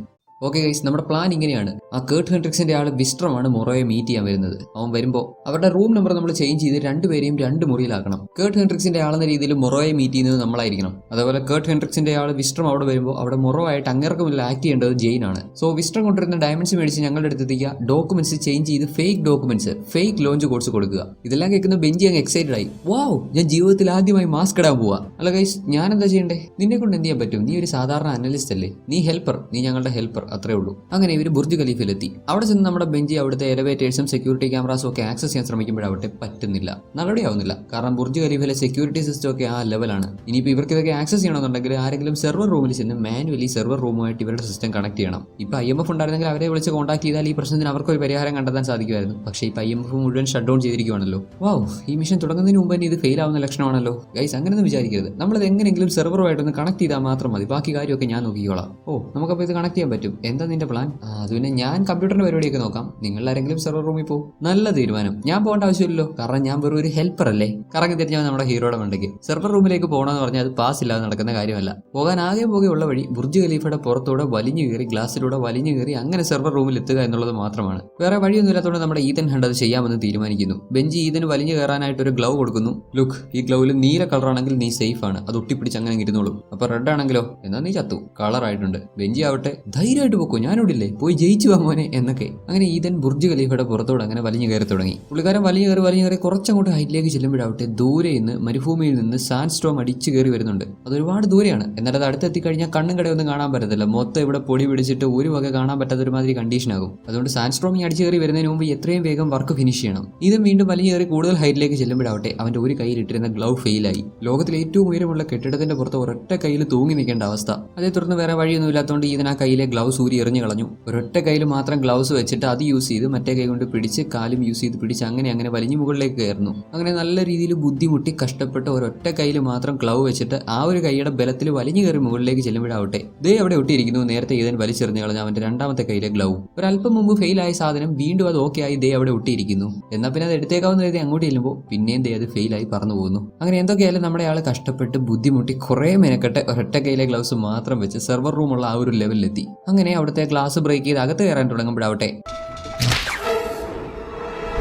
എന്തോ ഭാഗ്യത്തിന് പിടികിട്ടി. ഇല്ലായിരുന്നെങ്കിലുള്ള അവസ്ഥ ഒന്ന് ആലോചിച്ച് നോക്കി. അങ്ങനെ എന്തൊക്കെയായാലും വീണ്ടും കുറെ കഷ്ടപ്പെട്ട് വലിഞ്ഞു കയറി സെർവർ റൂമിന്റെ ഗ്ലാസ് ബ്രേക്ക് ചെയ്ത് അകത്ത് കയറി ഇവരുടെ സിസ്റ്റം സെർവറുമായി കണക്ട് ചെയ്തു. അതോടെ ഇവിടെയുള്ള എല്ലാ സെക്യൂരിറ്റി ക്യാമറയുടെയും എലിവേറ്റേഴ്സിന്റെയും ആക്സസും കിട്ടുന്നു. ശേഷം ഇവിടെയുള്ള റൂമുകളുടെ നമ്പേഴ്സ് ഇവർ ചേഞ്ച് ചെയ്യുന്നുണ്ട്. എന്തിനാണെന്നാൽ കേർട്ട് ഹെൻഡ്രിക്സിന്റെ ആളുകൾ ഇവിടെ ലോഞ്ച് കോഡ്സ് മേടിക്കാൻ വരുമ്പോൾ ഒരു കാരണവശാലും അവർ സബീൻ മൊറോയുടെ റൂമിൽ എത്തരുത്. അവർ മറ്റൊരു റൂമിലെ എത്താവൂ. ആ റൂമിൽ സബീൻ മൊറോയുടെ രൂപത്തിൽ നമ്മുടെ ഏജന്റ് ജെയിൻ കാർട്ടർ ഉണ്ടാവും. പിന്നെ ഒറിജിനൽ സബീൻ മൊറോയുടെ അടുത്തേക്ക് പോകുന്നത് നമ്മുടെ ഹീറോയും ബെഞ്ചിയും ഒക്കെ ആയിരിക്കും. അവർ പോയി ഒറിജിനൽ സബീൻ മൊറോയുടെ അടുത്തുനിന്ന് റിയൽ ലോഞ്ച് കോഡ്സ് വാങ്ങുന്നു. ആ റിയൽ ലോഞ്ച് കോഡ്സ് പോലെ ഇരിക്കുന്ന ഒരു ഫേക്ക് മാത്രമായിരിക്കും ജെയിൻ കാർട്ടർ, അതായത് സബീൻ മൊറോ ആയിട്ട് അഭിനയിക്കുന്ന ജെയിൻ കാർട്ടർ ഈ കേർട്ട് ഹെൻഡ്രിക്സിന്റെ ആളുകൾക്ക് കൊടുക്കുന്നത്. കൊടുക്കേണ്ടത്. നമ്മുടെ ഇതിനിപ്പോഴും സെർവർ റൂമിലാണ്. ആൾക്ക് താഴേക്ക് വരണം. അതിനൊരൊറ്റ വഴി മാത്രമേ ഉള്ളൂ. വന്ന വഴി അതുപോലെ തന്നെ തിരിച്ചിറങ്ങി പോവുക. അതെന്തായാലും നടക്കുമെന്ന് തോന്നുന്നില്ല. ബിക്കോസ് ഇങ്ങോട്ട് കയറി വന്നപ്പോൾ ഒരു ഗ്ലൗ ഫെയിലായി പോയിരുന്നു. ഈ ഒരു റൂമിന്റെ ഗ്ലാസ് പൊട്ടിച്ച്, അതായത് ഈ സെർവർ റൂമിന്റെ ഗ്ലാസ് പൊട്ടിച്ച് ഇതിനകത്ത് കയറുന്ന ആ ഒരു സമയത്ത് ഗ്ലാസ് പൊട്ടിയപ്പോൾ രണ്ടാമത്തെ ഗ്ലൗ നശിച്ചു പോയിരുന്നു. ഷടാ, ഇനിയിപ്പോൾ എങ്ങനെ താഴേക്ക് പോകുന്നൊക്കെ ചിന്തിച്ച് ചുറ്റും നോക്കുമ്പോഴാണ് അവിടെയുള്ള ഒരു കേബിൾ ഈതൻ ശ്രദ്ധിക്കുന്നത്. വേറൊന്നും ആലോചിക്കാൻ പോയില്ല. ആ കേബിൾ ശരീരത്ത് കണക്ട് ചെയ്തെടുത്ത ഒരൊറ്റ ചാട്ടം. അങ്ങനെ ബുർജ് ഖലീഫയുടെ സെർവർ റൂമിൽ നിന്നും കുത്തനെ താഴേക്ക് ഓടി ഇറങ്ങി വരുവാണ് ഈതൻ. എന്നാൽ അവിടെ ഒരു ചെറിയ പ്രശ്നം പറ്റുന്നു. അവൻ പ്രതീക്ഷിച്ച അത്ര നീളം ആ കേബിളിനില്ലായിരുന്നു. ഷടാ, ഇനി ബ്രാൻഡൊക്കെ ഉള്ള റൂമിലേക്ക് എത്തണമെങ്കിൽ ഇവിടുന്ന് എടുത്ത് ചാടുകയുള്ള വഴി. രണ്ടും കൽപ്പിച്ച് കറങ്ങി തിരിഞ്ഞ് ഓടിപ്പോയി എടുത്തൊരൊറ്റ ചാട്ടം. ഒരു പൊടിക്ക് മാറിപ്പോയി നേരെ വന്ന് തലയിടിച്ച് ഈതൻ തെറിച്ച് താഴേക്ക് പോകാൻ തുടങ്ങുമ്പോൾ ബ്രാൻഡ് ചാടി ഈതന്റെ കാലിൽ പിടിക്കുന്നു. കൃത്യസമയത്ത് ജെയിൻ അവിടെ ഉണ്ടായിരുന്നതുകൊണ്ട് ജെയിൻ ബ്രാൻഡിന്റെ കാലിൽ കയറി പിടിച്ചു. അതായത് നമ്മുടെ ഈതൻ തെറിച്ച് താഴെ വീഴാതിരിക്കാൻ ബ്രാൻഡ് അവനെ പിടിച്ചു. എന്നാൽ ബ്രാൻഡ് തെറിച്ച് താഴെ വീഴാൻ തുടങ്ങിയപ്പോൾ അവൻ താഴെ വീഴാതിരിക്കാൻ ജെയിൻ അവനെ പിടിച്ചു. ഇതാണ് ടീം വർക്ക്. അങ്ങനെ 3 പേരുടെയും സഹകരണത്തോടെ ആർക്കും പ്രശ്നമൊന്നുമില്ലാതെ നമ്മുടെ ഈതനും ബ്രാൻഡിനും ഒക്കെ രക്ഷപ്പെടാൻ പറ്റി. ഇവർ ഇത്രത്തോളം മെനക്കെട്ട ഇമാതിരി പരിപാടിയൊക്കെ ചെയ്തിട്ട് അവിടെ ഇരിക്കുമ്പോൾ നമ്മുടെ ബെഞ്ചി ആവട്ടെ റൂമുകളുടെ നമ്പറൊക്കെ ചേഞ്ച് ചെയ്തിട്ട് ഇവരുടെ റൂമിലേക്ക് കയറി വന്ന് എന്നെ സമ്മതിക്കണം, എത്ര റിസ്ക് ഉള്ള പരിപാടിയാണ് ചെയ്തത്. സത്യത്തിൽ നിങ്ങളെ കൊണ്ടൊന്നും ചിന്തിക്കാൻ പോലും പറ്റത്തില്ല, അത്ര വലിയ റിസ്ക്കാണ് ഞാൻ എടുത്തത്. അയ്യോ. അതിനുശേഷം നമ്മുടെ ജെയിൻ കാർട്ടർ ബ്രാൻഡിന്റെ കണ്ണിൽ ഒരു ലെൻസ് വെച്ച് കൊടുക്കുന്നു. അവന്റെ കണ്ണിൽ വെക്കുന്ന ആ ലെൻസ് ഇവരുടെ കയ്യിലുള്ള ഒരു സ്യൂട്ട് കേസിലെ പ്രിന്ററുമായിട്ട് കണക്ട് ചെയ്തിരിക്കുകയാണ്. ഒരു സ്യൂട്ട് കേസ് ഉണ്ട്, അതിനകത്തൊരു പ്രിന്റർ ഉണ്ട്, അതുമായിട്ട് കണക്ട് ചെയ്തിരിക്കുകയാണ്. ആൻഡ് ഈ ഒരു ലെൻസിൽ അവർ ചെയ്തിരിക്കുന്ന കോഡാവട്ടെ ഈ ലെൻസ് ഏത് തരത്തിലുള്ള ഡോക്യുമെന്റ്സിന്റെയും ഫോട്ടോ എടുക്കും. കറക്റ്റ് ആംഗിളിൽ കറക്റ്റ് രീതിയിൽ അതിന്റെ ഫോട്ടോ എടുക്കും. ഫോട്ടോ എടുത്തിട്ട് അതിന്റെ ഒരു കോപ്പി ഒരു സ്യൂട്ട് കേസിനകത്തേക്ക് പ്രിന്റ് ചെയ്തിടും. എന്നാൽ എക്സാക്ട് കോപ്പി ആയിരിക്കത്തില്ല പ്രിന്റ് ചെയ്യുന്നത്. ഒറിജിനൽ ഡോക്യുമെന്റിനകത്തുള്ള നമ്പേഴ്സ് ഏതൊക്കെ നമ്പേഴ്സ് ആണോ അതിനകത്തുള്ളത് ആ നമ്പേഴ്സ് എല്ലാം ചേഞ്ച് ചെയ്ത് ഡിഫറന്റ് ആയിട്ടുള്ള നമ്പേഴ്സ് ആയിരിക്കും ഈ സ്യൂട്ട് കേസിനകത്തുള്ള പ്രിന്ററിലൂടെ പുറത്തു വരുന്നത്. അതായത് റിയൽ സബീൻ മൊറോവിന്റെ അടുത്ത് കേർട്ട് ഹെൻഡ്രിക്സിന്റെ ആളുകളായി വേഷം മാറി പോകാൻ പോകുന്ന ഒരാളാണ് നമ്മുടെ ബ്രാൻഡ്. ഇവൻ അവിടെ ചെന്ന് അവളുടെ കയ്യിലുള്ള ഡോക്യുമെന്റ്സ് ഒക്കെ വാങ്ങി, അതായത് ആ ലോഞ്ച് കോഡ്സ് വാങ്ങി പരിശോധിക്കുന്ന പോലെ നോക്കി നൈസ് ആയിട്ട് ഇവന്റെ കണ്ണിലുള്ള ലെൻസ് യൂസ് ചെയ്ത് അതിന്റെ ഫോട്ടോ എടുക്കും. ഇവനെടുക്കുന്ന ഈ ഫോട്ടോസ് അപ്പോൾ തന്നെ നമ്മുടെ ജെയിൻ കാർട്ടറിന്റെ കയ്യിലുള്ള ബ്രീഫ് കേസിലുള്ള പ്രിന്ററിലൂടെ ഓരോ കോപ്പി ആയിട്ട് ആ ബ്രീഫ് കേസിനകത്ത് വന്നുകൊണ്ടിരിക്കും. എന്നാൽ ഒറിജിനൽ ലോഞ്ച് കോഡ്സ് ആയിരിക്കത്തില്ല വരുന്നത്. ഡിഫറന്റ് ലോഞ്ച് കോഡ്സുമായിട്ട് ഡിഫറന്റ് നമ്പേഴ്സുമായിട്ടുള്ള ലോഞ്ച് കോഡ്സ് ആയിരിക്കും അവളുടെ കയ്യിലുള്ള ആ ഒരു ബ്രീഫ് കേസിൽ പ്രിന്ററിൽ നിന്ന് പ്രിന്റ് ചെയ്ത് വരുന്നത്. സബീൻ മൊറോ ആയിട്ട് വേഷം മാറിയിട്ടുള്ള ജെയിൻ കാർട്ടർ എന്ത് ചെയ്യും, ഈ തെറ്റായിട്ടുള്ള ലോഞ്ച് കോഡ്സ് കേർട്ട് ഹെൻഡ്രിക്സിന്റെ ആളുകൾക്ക് കൊടുത്ത് അതങ്ങ് സെറ്റിൽ ചെയ്യും. അതിനർത്ഥം കേർട്ട് ഹെൻഡ്രിക്സിന്റെ ആളുകൾക്ക് കിട്ടുന്നത് ഫേക്ക് ലോഞ്ച് കോഡ് ആയിരിക്കും. ഒറിജിനൽ ലോഞ്ച് കോഡ്സ് നമ്മുടെ ഹീറോയ്ക്കൊക്കെ സ്വന്തമാക്കാനും സാധിക്കും. ഇങ്ങനെ കാര്യങ്ങളൊക്കെ പ്ലാൻ ചെയ്ത് സെറ്റായിട്ട് ഫേക്ക് ലോഞ്ച് കോഡ്സ് കൊടുക്കാമെന്ന പ്ലാനിൽ നിൽക്കുമ്പോഴാണ് ഇവർ പോലും പ്രതീക്ഷിക്കാതെ ഒരു 8ന്റെ പണി കിട്ടുന്നത്. സെക്യൂരിറ്റി ക്യാമറ വിഷ്വൽസിലൂടെ നോക്കുമ്പോൾ കേർട്ട് ഹെൻഡ്രിക്സിന്റെ ആളായിട്ട് വിസ്ട്രോം മാത്രമല്ല വരുന്നത്, വിസ്ട്രോമിന്റെ കൂടെ നമ്മൾ നേരത്തെ കണ്ടിട്ടുണ്ടായിരുന്ന ലിയോണിഡ് എന്ന് പറയുന്ന ആ പുള്ളിക്കാരനും വരുന്നുണ്ട്. ലിയോണിഡിനെ മനസ്സിലായില്ലേ? നേരത്തെ കേർട്ട് ഹെൻഡ്രിക്സ് റഷ്യയിലുള്ള ഒരു വീട്ടിൽ ചെന്നത്, അതായത് ലിയോണിഡിന്റെ വീട്ടിൽ ചെന്ന് ഇങ്ങേരുടെ ഭാര്യയ്ക്കും മകനും നേരെ ഗണ്ണൊക്കെ ചൂണ്ടി ഇങ്ങനെ ഭീഷണിപ്പെടുത്തി ഇവരുടെ കൂടെ കൂട്ടിയെ ഈ ലിയോണിഡിന് റഷ്യൻസിന്റെ ന്യൂക്ലിയർ കോഡ് സെറ്റപ്പിനെ പറ്റി ഡീറ്റെയിൽ ആയിട്ട് വിശദമായിട്ട് അറിയാം. കുറച്ച് നാളുകൾക്ക് മുമ്പ് ഇങ്ങനെ ഗവൺമെന്റിന് വേണ്ടി ന്യൂക്ലിയർ സെറ്റപ്പിലൊക്കെ പണിയെടുത്തിട്ടുണ്ട്. ഈ പുള്ളിക്കാരന് റിയൽ ലോഞ്ച് കോഡ്സും ഫേക്ക് ലോഞ്ച് കോഡ്സും കണ്ടാൽ മനസ്സിലാക്കാൻ പറ്റും. ഇതാണ് ഇവിടെ നമ്മുടെ ഹീറോയ്ക്കൊക്കെ നേരിടുന്ന പ്രശ്നം. ഒറിജിനൽ ലോഞ്ച് കോഡ് അല്ല ഇവർക്ക് കിട്ടുന്നതെന്ന് മനസ്സിലായാൽ ലിയോണിഡ് ആ കാര്യം തിരിച്ചറിഞ്ഞാൽ വലിയ പ്രശ്നമാണ്. ആകെ മൊത്തം പണിവാളി. ബ്രാൻഡിന്റെ ലെൻസിൽ നിന്നും ഫേക്ക് നമ്പേഴ്സ് പുറത്തു വരാൻ പാടില്ല, ഒറിജിനൽ നമ്പേഴ്സ് ആയിരിക്കണം പുറത്തു വരുന്നത്, ഇല്ലെങ്കിൽ കാര്യങ്ങൾ മുഴുവൻ വശപ്പിശകാകും. ഇനിയിപ്പോൾ ഒറിജിനൽ ലോഞ്ച് കോഡ്സ് വിസ്ട്രോമിന് കിട്ടുന്ന സാഹചര്യം ഉണ്ടായാലും കുഴപ്പമില്ല, അവനെ ഓടിച്ചിട്ട് പിടിച്ച് തല്ലി ആ കോഡ് എങ്ങനെയെങ്കിലും കൈക്കലാക്കാമെന്ന് നമ്മുടെ ഹീറോ തീരുമാനിക്കുന്നു. അതേ തുടർന്ന് ബ്രാൻഡിന്റെ കണ്ണിൽ വെച്ചിരിക്കുന്ന ആ ഒരു ലെൻസിന്റെ കോഡ്സ് എല്ലാം ചേഞ്ച് ചെയ്യുന്നു. അവൻ ആ ലെൻസ് യൂസ് ചെയ്തെടുക്കുന്ന ഫോട്ടോ എന്താണോ എക്സാക്ട് സെയിം കോപ്പി തന്നെ സ്യൂട്ട് കേസിനകത്ത് വരുന്ന പോലെ സെറ്റ് ചെയ്യുന്നു. അതായത് ഇനിയിപ്പോൾ നമ്പേഴ്സ് ചേഞ്ച് ആവത്തില്ല, ഒറിജിനൽ ലോഞ്ച് കോഡ്സ് തന്നെ വില്ലന്മാർക്ക് കിട്ടും. ഇതൊന്നും പോരാഞ്ഞിട്ട് വേറൊരു പണിയും കിട്ടുന്നുണ്ട്. ഇവർ ഫേസ് മാസ്ക് ക്രിയേറ്റ് ചെയ്തുകൊണ്ടിരുന്ന ആ ഒരു മെഷീൻ എന്തോ പണിയായിട്ട് ഫേസ് മാസ്ക് കറക്റ്റ് ആയിട്ട് ക്രിയേറ്റ് ആവുന്നില്ല. സോ എന്താണ്, ഇനിയിപ്പോൾ മാസ്ക് ഇല്ലാതെ വേണം പോകാൻ. പാവം ബെഞ്ചി മാസ്ക് ഒക്കെ ഇട്ട് അങ്ങ് തകർക്കാവുന്ന പ്ലാൻ ചെയ്തിരുന്നതാണ്, ഇനിയിപ്പോൾ മാസ്ക് ഇല്ലാതെ പോകണം. അങ്ങനെ എന്തൊക്കെയായാലും ഇടിപിടിന്ന് ആക്ട് ചെയ്ത് നമ്മുടെ ജെയിൻ കാർട്ടർ സബീൻ മൊറോ ആയിട്ട്, വേഷം മാറാതെ ജെയിൻ കാർട്ടർ ആയിട്ട് തന്നെ, എന്നാൽ സബീൻ മൊറോ എന്ന പേരിൽ മറ്റൊരു റൂമിലേക്കും നമ്മുടെ ഹീറോയും ബ്രാൻഡും കേർട്ട് ഹെൻഡ്രിക്സിന്റെ ആളുകളായിട്ട് ഒറിജിനൽ സബീൻ മൊറോയുടെ റൂമിലേക്കും ചെല്ലുന്നു. കേർട്ട് ഹെൻഡ്രിക്സിന്റെ ആളായിട്ടുള്ള വിസ്ട്രമും അവന്റെ കൂടെയുള്ള നമ്മുടെ ലിയോണിഡും നമ്മുടെ ജെയിൻ കാർട്ടറിനോട് സംസാരിച്ച് അവൾക്ക് ഡയമണ്ട് കൈമാറുന്നു. ജെയിൻ അവർക്ക് കോഡ്സ് ഉള്ള പെട്ടി കൊടുത്തു, പക്ഷെ അത് തുറക്കാൻ പറ്റുന്നില്ല, അത് ലോക്ക്ഡ് ആണ്. അത് അവന്മാരെ ഒന്ന് കുറച്ചു നേരം വൈകിപ്പിക്കാൻ വേണ്ടി ജെയിൻ ഒപ്പിച്ചൊരു പണിയാണ്. എന്താണെന്നാൽ ഈ പെട്ടിക്കുള്ള ഒരു പ്രിന്റർ ഉണ്ട്. ആ പ്രിന്ററിലൂടെ പ്രിന്റ് പുറത്ത് വരണമെങ്കിൽ ആര് ഫോട്ടോ എടുക്കണം? നമ്മുടെ ബ്രാൻഡ് ഒറിജിനൽ ഡോക്യുമെന്റ്സിന്റെ ഒറിജിനൽ കോഡ്സിന്റെ ഫോട്ടോ എടുക്കണം. അവൻ ആ ഫോട്ടോസ് ഒക്കെ എടുത്ത് അതിന്റെ എല്ലാം കോപ്പീസ് ഈ പെട്ടിക്കുള്ളിൽ ആകുന്നവരെ ഈ പെട്ടി തുറക്കാൻ പാടില്ല. അതുകൊണ്ട് ജസ്റ്റ് ഒന്ന് ഡിലേ ചെയ്യാൻ വേണ്ടിയിട്ടുള്ള ഒരു പ്ലാൻ. ഈ സമയം നമ്മുടെ ബെഞ്ചി ഹോട്ടലിലെ വെയിറ്റർ ആയിട്ട് ഈ ജെയിൻ കാർട്ടറും കേർട്ട് ഹെൻഡ്രിക്സിന്റെ ആളുകൾ ഇരുന്ന് സംസാരിക്കുന്ന ആ ഒരു റൂമിലേക്ക് കയറി ചെല്ലുന്നുണ്ട്. അതിവിദഗ്ധമായിട്ട് നമ്മുടെ ബെഞ്ചി കേർട്ട് ഹെൻഡ്രിക്സിന്റെ ആളുകൾ സബീൻ മൊറോ ആണെന്ന് കരുതി നമ്മുടെ ജെയിൻ കാർട്ടറിന് കൊടുത്ത ഡയമണ്ട്സ് അടിച്ചു മാറ്റുന്നു. ഇതേ സമയം ഒറിജിനൽ സബീൻ മൊറോന്റെ റൂമിലുള്ള നമ്മുടെ ബ്രാൻഡ് ഡോക്യുമെന്റ്സ് ഒക്കെ നോക്കി ഓരോ ഡോക്യുമെന്റ്സിന്റെയും ഫോട്ടോ അങ്ങനെ എടുത്തുകൊണ്ടിരിക്കുകയാണ്. അങ്ങനെ കൃത്യമായിട്ട് ബ്രാൻഡ് ഫോട്ടോ എടുത്തു. ഈ എടുക്കുന്ന ഫോട്ടോസ് എല്ലാം കേർട്ട് ഹെൻഡ്രിക്സിന്റെ ആളുകളുടെ കയ്യിലുള്ള ആ ഒരു പെട്ടിയിലേക്ക്, ആ ഒരു പ്രിന്ററിനകത്തോട് ഇങ്ങനെ പെട്ടിയിലേക്ക് വന്നുകൊണ്ടിരിക്കുന്നു. കേർട്ട് ഹെൻഡ്രിക്സിന്റെ ആളുകൾ, അതായത് വിസ്ട്രമും പിന്നെ അങ്ങേറെ കൂടെയുള്ള ലിയോണിഡും, അവർ ആ കോഡ്സ് ഒക്കെ ചെക്ക് ചെയ്ത് നോക്കുമ്പോൾ അവർ സാറ്റിസ്ഫൈഡ് ആണ്, അത് ഒറിജിനൽ കോഡ്സ് ആണെന്ന് ലിയോണിഡിന് മനസ്സിലായി. ഇതേ സമയം തന്നെ നമ്മുടെ ബെഞ്ചി ഒറിജിനൽ സബീൻ മൊറോയുടെ റൂമിൽ നേരത്തെ മറ്റേ റൂമിൽ നിന്ന് അടിച്ചു മാറ്റിയ ഡയമണ്ട്സ് ഒക്കെ കൊണ്ട് കൊടുക്കുന്നുണ്ട്. അങ്ങനെ എല്ലാവരും ഓക്കെ. ലോഞ്ച് കോഡ്സ് ആഗ്രഹിച്ചു വന്ന കേർട്ട് ഹെൻഡ്രിക്സിന്റെ ആളുകൾക്ക് കോഡ് കിട്ടി, സബീൻ മൊറോയ്ക്ക് ഡയമണ്ട്സും കിട്ടി. കോഡ് കിട്ടിയതോടെ വിസ്ട്രമും അങ്ങേറെ കൂടെ വന്ന ലിയോണിഡും അവിടുന്ന് തിരികെ പോകുന്ന വഴിക്ക് തന്നെ നമ്മുടെ വിസ്ട്രം ലിയോണിഡിനെ കൊല്ലുന്നുണ്ട്. അവനെ കൊണ്ടുള്ള ആവശ്യം കഴിഞ്ഞു. കിട്ടിയത് ഒറിജിനൽ കോഡാണെന്ന് വിലയിരുത്താൻ വേണ്ടി മാത്രമേ അവനെ അവർക്ക് ആവശ്യമുണ്ടായിരുന്നുള്ളൂ. എന്നാൽ സബീൻ മൊറോയുടെ റൂമിൽ കാര്യങ്ങൾ കുറച്ച് വഷളാവുന്നുണ്ട്. നമ്മുടെ ബ്രാൻഡിന്റെ കണ്ണിൽ ലെൻസ് ഉണ്ടെന്നുള്ള കാര്യം അവൾ കണ്ടുപിടിച്ചു. അവളുടെ സെക്യൂരിറ്റി ഗാർഡ്സും നമ്മുടെ ഹീറോയും ബ്രാൻഡും എല്ലാവരും കൂടി അടി തുടങ്ങി. ബ്രാൻഡ് ഒരു ചീഫ് അനലിസ്റ്റ് ആണെങ്കിലും പുള്ളിക്കാരൻ നല്ല കീറുന്നുണ്ട്. ഇതിനിടയിൽ അവിടുന്ന് ഡയമണ്ട്സും കൊണ്ട് രക്ഷപ്പെടാൻ ശ്രമിക്കുന്ന സബീൻ മൊറോയെ നമ്മുടെ ജെയിൻ കാർട്ടർ നേരിടുന്നുണ്ട്. അവളുടെ കൊളീഗ് ഏജന്റ് ഹാനവയെ കൊന്നത് ഈ സബീൻ മൊറോ ആണല്ലോ. അതുകൊണ്ട് സബീൻ മൊറോയോട് ജെയിന് തീരാത്ത ദേഷ്യമുണ്ട്. മൊറോയുടെ ആളുകളെയൊക്കെ അടിച്ചിടുന്ന നമ്മുടെ ഹീറോ വിസ്ട്രമിന്റെ പുറകെ പോകുന്നു. കറക്റ്റ് സമയത്ത് ദേ അങ്ങോട്ട് കയറി വരുന്നു മറ്റേ റഷ്യൻ പോലീസുകാരൻ. നമ്മുടെ ഹീറോയെ റഷ്യയിലെ ഹോസ്പിറ്റലിൽ വെച്ച് ഭീഷണിപ്പെടുത്തിയില്ലേ അങ്ങേര്. സാർ, നമ്മൾ രണ്ടാളും ശത്രുക്കളല്ല, നിങ്ങൾ കാര്യം മനസ്സിലാക്കാതെ ഓരോന്ന് ചെയ്തുകൊണ്ടിരിക്കുവാണ്. ഇതൊന്നും ആ റഷ്യൻ പോലീസുകാരനെ ആക്കണ്ട. നീ എന്റെ രാജ്യത്തെ ചതിച്ചു, നിന്നെ ഞാൻ പഞ്ഞിക്കിടുമെന്നൊക്കെയുള്ള മട്ടിൽ പുള്ളി. ഇപ്പൊ എങ്ങാനും വിസ്ട്രമിനെ മിസ്സായാൽ ലോഞ്ച് കോഡ്സ് കേർട്ട് ഹെൻഡ്രിക്സിന് കിട്ടും. അത് വലിയ പ്രശ്നമാണ്. അതുകൊണ്ട് വേറെ വഴിയൊന്നും ഇല്ലാത്തതുകൊണ്ട് നമ്മുടെ ഹീറോ ആ റഷ്യൻ പോലീസുകാരനെയും അങ്ങേറെ കൂടെയുള്ള ആളെയും അടിച്ചിട്ടിട്ട് വീണ്ടും വിസ്ട്രമിന്റെ പുറകെ ഓടുന്നു. നമ്മുടെ ഹീറോയെ കാണുന്ന വിസ്ട്രമും ഒട്ടും സമയം കളയാതെ അവിടെ ഓടി പോകുന്നു. ഇതേ സമയം സബീൻ മൊറോയും നമ്മുടെ ഏജന്റ് ജെയിൻ കാർട്ടറും തമ്മിൽ പുരിഞ്ഞാടി നടക്കുവാണ്. പരസ്പരം അങ്ങോട്ടും ഇങ്ങോട്ടും തല്ലി രണ്ടാൾക്കും വാശി കയറി ഭയങ്കര ഫൈറ്റായി. നമ്മുടെ സബീൻ മൊറോയെ ബുർജ് ഖലീഫയുടെ മുകളിലത്തെ നിലയിൽ നിന്നും ജെയിൻ കാർട്ടർ അറിയാതെ തള്ളി താഴെയിട്ട് കൊല്ലണമെന്ന് കരുതി ചെയ്തതല്ല, പക്ഷേ ആ ഒരു വാശി പുറത്ത്, ആ ഒരു ദേഷ്യത്തിന്റെ പുറത്ത് ശ്രദ്ധിച്ചില്ല. ജെയിൻ നല്ലൊരു ചവിട്ട് കൊടുത്തു. സബീൻ തെറിച്ച് താഴേക്ക് വീണു. നേരത്തെ നമ്മുടെ ഹീറോയ്ക്ക് മുകളിലത്തെ സെർവർ റൂമിലേക്ക് കയറി പോകേണ്ട സാഹചര്യം വന്നപ്പോൾ ഇവരവിടുത്തെ ആ ഒരു വിൻഡോ ഒക്കെ ബ്രേക്ക് ചെയ്യുന്നുണ്ടായിരുന്നല്ലോ. ആ വിൻഡോ ബ്രേക്ക് ചെയ്ത് ആ ഗ്യാപ്പിലൂടെ സബീൻ മൊറോ തെറിച്ച് താഴെ പോയി. അവൾ ജീവനോടെ ഉണ്ടാവണമായിരുന്നു. അവൾ ജീവനോടെ ഉണ്ടെങ്കിൽ വളരെ വളരെ ഇമ്പോർട്ടന്റ് ആയിട്ടുള്ള ഒരു ലീഡായിരുന്നു അവള്. ബട്ട് അവൾ മരിച്ചുപോയി. ഇനിയിപ്പോൾ എന്ത് ചെയ്യാൻ പറ്റും? ബുർജ് ഖലീഫയ്ക്ക് പുറത്ത് നമ്മുടെ ഈതനാവട്ടെ വിസ്ട്രോമിന്റെ പുറകെ ഓടിക്കൊണ്ടിരിക്കുന്നു. അപ്പോഴേക്കും മരുഭൂമിയിൽ നിന്ന് വന്നുകൊണ്ടിരുന്ന പൊടിക്കാറ്റെല്ലാം അവിടെ വന്ന് അടിച്ചു കയറി കണ്ണും കിടയും ഒന്നും കാണാൻ പറ്റാത്ത വല്ലാത്തൊരു സിറ്റുവേഷൻ. എന്നാലും ഓട്ടം നിൽക്കുന്നില്ല. എങ്ങനെയെങ്കിലും വിസ്ട്രോമിനെ പിടിക്കണമെന്നുള്ള ഉദ്ദേശത്തിൽ ഹീറോ അവന്റെ പുറകെ അങ്ങനെ ഓടിക്കൊണ്ടേയിരിക്കുന്നു.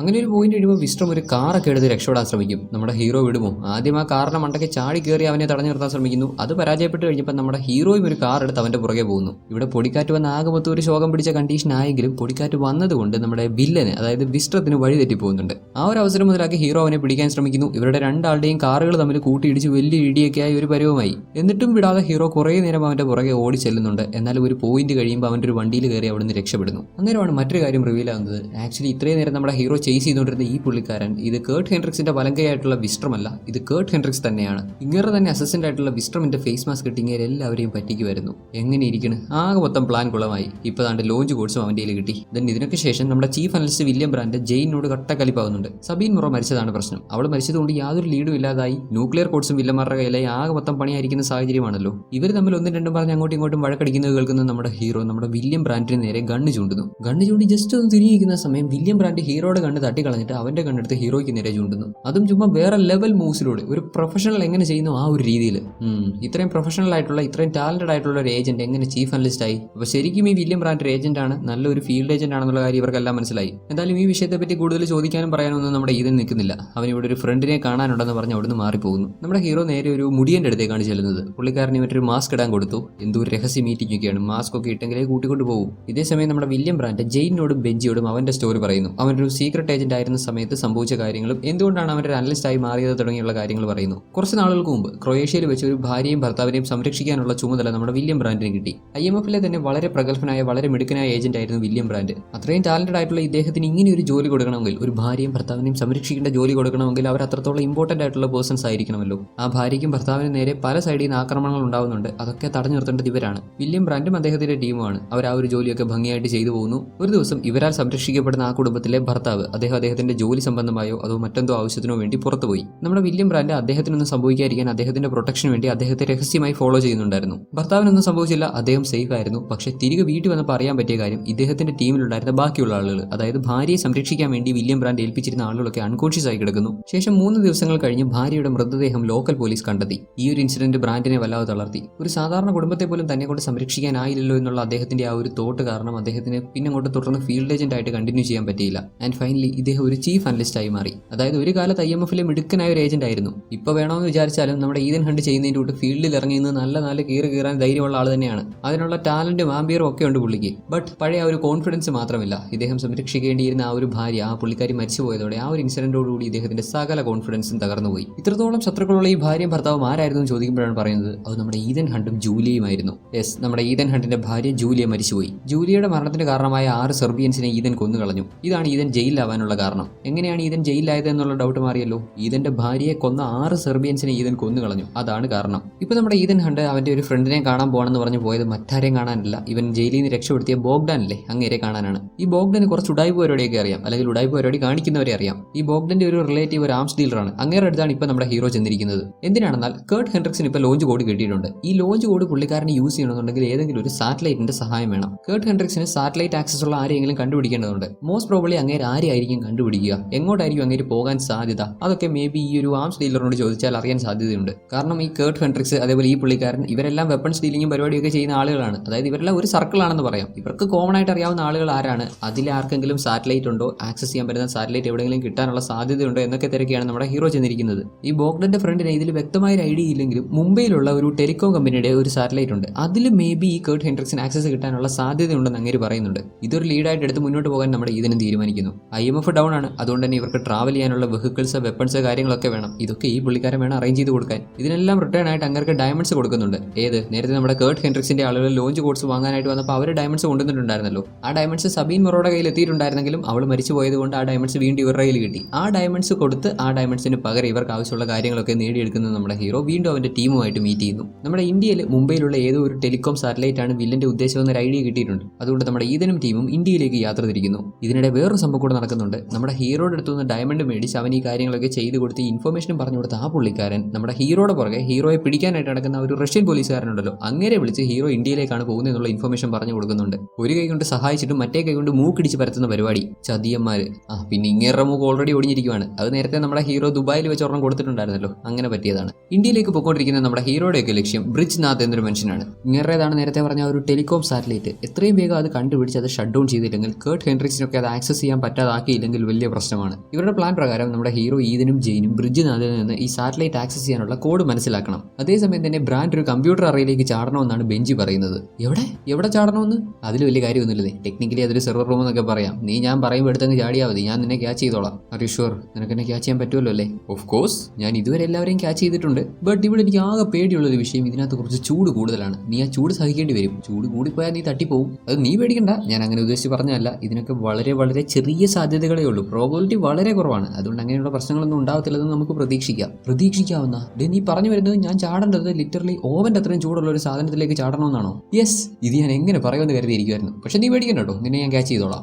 ബ്രാൻഡിന് ഒരു കാര്യം ഉറപ്പായി, ഇതിൽ എന്തെങ്കിലും ഒരു പാളിച്ച വന്നാൽ തന്റെ അടപ്പളകുമെന്നുള്ള കാര്യം ഉറപ്പായി. അങ്ങനെ അവർ മുംബൈയിലെത്തി. ബ്രിഡ്ജ്നാഥിന്റെ വീട്ടിലൊരു പാർട്ടി നടന്നുകൊണ്ടിരിക്കുന്ന സമയം ഇവരെല്ലാം അകത്ത് കയറി. ജെയിൻ എങ്ങനെയെങ്കിലും ബ്രിഡ്ജ്നാഥിനെ ഒന്ന് അവളുടെ സൈഡിലേക്ക് ആക്കിയെടുത്ത് അങ്ങേരി ആ കോഡ് മനസ്സിലാക്കാനുള്ള ശ്രമങ്ങൾ തുടങ്ങി. ബ്രാൻഡും ബെഞ്ചിയും കൂടെ ഒരു സൈഡിലൂടെ അവന്മാരുടെ പരിപാടി തുടങ്ങി. ഓക്കെ റെഡി, നീ ധൈര്യമായിട്ട് ചാടിക്കോ, കമോൺ ചാട്. ഹലോ, എനിക്ക് പറയുന്നൊന്നും കേൾക്കാൻ പറ്റുന്നില്ലേ? എടുത്ത് താഴോട്ട് ചാടാൻ. ബ്രാൻഡ് ആണെങ്കിലോ ആകെ മൊത്തം പേടിച്ചിട്ട് ചാടാനും പറ്റുന്നില്ല, ചാടാതിരിക്കാനും പറ്റുന്നില്ല. അമ്മാതിരി ഒരു കണ്ടീഷനിൽ. താഴെയെല്ലാം സെറ്റല്ലേ, നീ എന്നെ ക്യാച്ച് ചെയ്യത്തില്ലേ? ആന്നേ, ഇവിടെ എല്ലാം ഓക്കെയാണ്, നീ ഇങ്ങോട്ട് ചാടിയാൽ മതി, ഞാൻ നിന്നെ ക്യാച്ച് ചെയ്തോളാം. വേറെ വഴിയൊന്നുമില്ലല്ലോ. രണ്ട് കൽപ്പിച്ച് ബ്രാൻഡ് എടുത്തൊരു ഒറ്റ ചാട്ടം. കറക്റ്റായിട്ട് ബെഞ്ചി അവനെ ക്യാച്ച് ചെയ്യുന്നുണ്ട്. അങ്ങനെ നമ്മുടെ ബ്രാൻഡ് കുറേയേറെ ബുദ്ധിമുട്ടിയെങ്കിലും കുറെ ചൂടൊക്കെ സഹിക്കേണ്ടി വന്നെങ്കിലും ഇവരുടെ ഒരു ഡിവൈസ് അവിടുത്തെ സിസ്റ്റത്തിൽ കണക്ട് ചെയ്യാൻ സാധിക്കുന്നുണ്ട്. അങ്ങനെ ആ ഒരു സാറ്റലൈറ്റ് ഏതാണെന്ന് ഇവർക്ക് ഐഡന്റിഫൈ ചെയ്യാൻ, അത് ട്രാക്ക് ചെയ്യാൻ സാധിച്ചു. ഇത്രയൊക്കെ കഷ്ടപ്പെട്ട് ചെയ്ത് ഒരു വിധത്തിൽ കാര്യങ്ങളൊക്കെ ഒപ്പിച്ചുകൊണ്ട് വരുമ്പോഴാണ് ഒരു 8ന്റെ പണി കിട്ടുന്നത്. ഇങ്ങോട്ട് വരുന്ന കേർട്ട് ഹെൻഡ്രിക്സ് അങ്ങേർക്ക് ആ സാറ്റലൈറ്റ് യൂസ് ചെയ്യാൻ മാത്രമാണെന്ന് വിചാരിച്ചാൽ അങ്ങനെ മാത്രമല്ല പുള്ളിക്കാരൻ ചെയ്യുന്നത്, ആ ഒരു സാറ്റലൈറ്റ് ഫുൾ ഒന്ന് റീപ്രോഗ്രാം ചെയ്യുന്നുണ്ട്. അതായത് നമ്മുടെ ബ്രാൻഡൊക്കെ ഇത്രയും കഷ്ടപ്പെട്ട് ബുദ്ധിമുട്ടി അവിടെ ചെന്ന് ഈ പരിപാടിയൊക്കെ ഒപ്പിച്ചത് വെറുതെ ആവും. സാറ്റലൈറ്റിന്റെ മുഴുവൻ ആക്സസും കേർട്ട് ഹെൻഡ്രിക്സിന് കിട്ടും. അവന് മിസൈൽ ലോഞ്ച് ചെയ്യാൻ സാധിക്കും.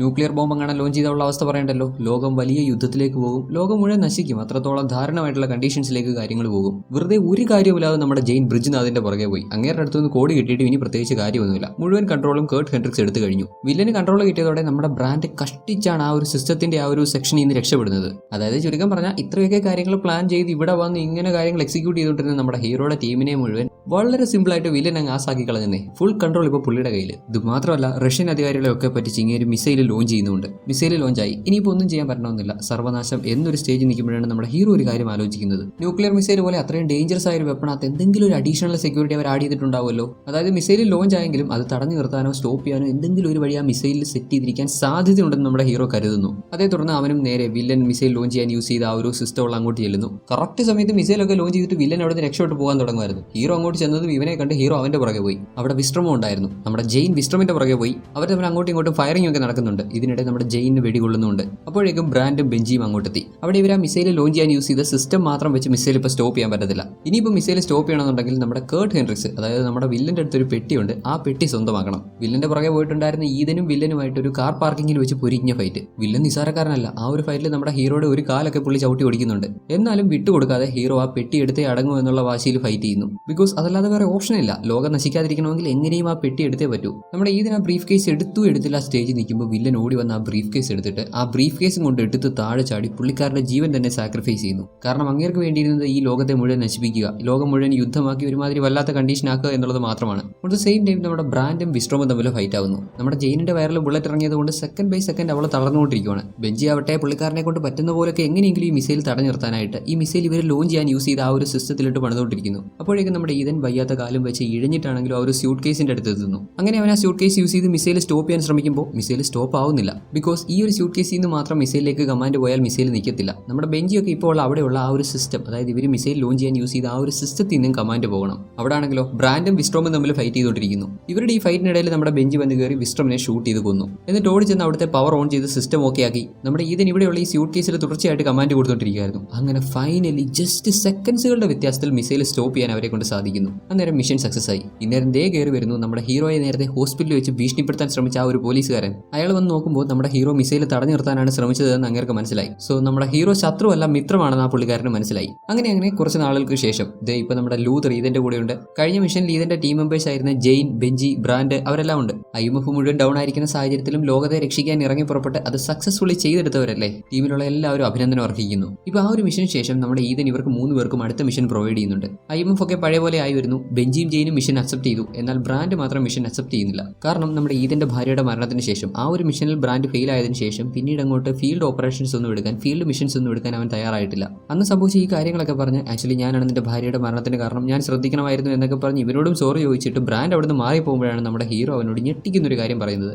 ആക്ച്വലി നമ്മുടെ ഹീറോയുടെ വൈഫ് മരിച്ചിട്ടില്ല. അവളുടെ മരണം ഈതൻ ഫേക്ക് ചെയ്തതാണത്രേ. യെസ്, അവൾ മരിച്ചിട്ടില്ല. അവൾ ഇപ്പോഴും ജീവനോടെ ഉണ്ട്. ഈതന്റെ ശത്രുക്കളെ എല്ലാവരെയും അവൾ മരിച്ചുപോയി എന്ന് ധരിപ്പിക്കണമായിരുന്നു അതിനുവേണ്ടിയുള്ള പ്ലാൻ. ശരി, ആ അതൊക്കെ അത് നമുക്ക് മനസ്സിലാക്കാം. പക്ഷെ അവളെ ആരും കൊന്നില്ല എന്നുണ്ടെങ്കിൽ എന്തിന് ഈതൻ 6 പേരെ കൊന്ന് ജയിലിൽ പോയി? ഈതന്റെ ഭാര്യയെ കൊന്ന 6 പേരെ കൊന്നിട്ടാണ് ഈതൻ ജയിലിൽ പോയെന്ന് പറയുന്നുണ്ടായിരുന്നല്ലോ. ഈതൻ ജയിലിൽ പോയത് IMFന്റെ പ്ലാൻ ആയിരുന്നു. എന്തുകൊണ്ടെന്നാൽ ആ ജയിലിൽ കേർട്ട് ഹെൻഡ്രിക്സിന്റെ സഹായികൾ ഉണ്ടെന്ന് ഇവർക്ക് സംശയം തോന്നിയിരുന്നു. അത് കൺഫേം ചെയ്യാൻ വേണ്ടിയിട്ടും അവരെ പറ്റി വിശദമായിട്ട് അന്വേഷിക്കാൻ വേണ്ടിയിട്ടും മാത്രമാണ് ഈതൻ ജയിലിൽ പോയത്. അതുമായിട്ട് ബന്ധപ്പെട്ട ആ കേസ് എല്ലാം ഫേക്ക് ആയിരുന്നു. ഇപ്പൊ ഈ കാര്യങ്ങളൊക്കെ മനസ്സിലാക്കുന്ന നമ്മുടെ ബ്രാൻഡിന് തന്റെ ഭാഗത്ത് ഒരു മിസ്റ്റേക്കും ഇല്ലെന്നുള്ള കാര്യം മനസ്സിലാവുന്നു. തുടർന്ന് അവനും അടുത്ത മിഷന് സമ്മതിക്കുന്നു. ഏറ്റവും അവസാനം നമ്മുടെ ഹീറോയിൻ അവളുടെ ഒരു സുഹൃത്തിന്റെ കൂടെ ഇങ്ങനെ നടന്നു പോകുന്നത് ദൂരെ നിന്ന് നമ്മുടെ ഹീറോ നോക്കി കാണുന്നുണ്ട്. അവൾ ഇവനെ കാണുന്നുണ്ട്. ദൂരെയാണെങ്കിലും രണ്ടുപേരും ഹാപ്പിയാണ്. ഇതിന്റെ ജോലിയെ പറ്റിയും അതിന്റെ ബുദ്ധിമുട്ടുകളെ പറ്റിയൊക്കെ അവൾക്കറിയാം. അവൾ അതൊക്കെ മനസ്സിലാക്കി. അവൻ ആഗ്രഹിക്കുന്ന പോലെ ഒരു ഡിസ്റ്റൻസ് കീപ്പ് ചെയ്യാൻ അവളും തയ്യാറായി. ദെൻ അതിനുശേഷം അടുത്ത മിഷനെ പറ്റിയുള്ള ഡീറ്റെയിൽസും കേട്ടുകൊണ്ട് നമ്മുടെ ഹീറോ ഇങ്ങനെ നടന്നു പോവാണ്. സിൻഡിക്കേറ്റ് എന്നറിയപ്പെടുന്ന ഒരു ടെറർ ഓർഗനൈസേഷൻ ഉണ്ട് അത്രേ. വലിയ സ്കെയിലാണ് അവരുടെ പ്രവർത്തനങ്ങളൊക്കെ. മിലിറ്ററി കമ്മ്യൂണിക്കേഷൻ നെറ്റ്വർക്കിലൊക്കെ കടന്നു കയറി ഒരുപാട് ഡീറ്റെയിൽസ് ഒക്കെ മോഷ്ടിച്ചിരിക്കുന്നു.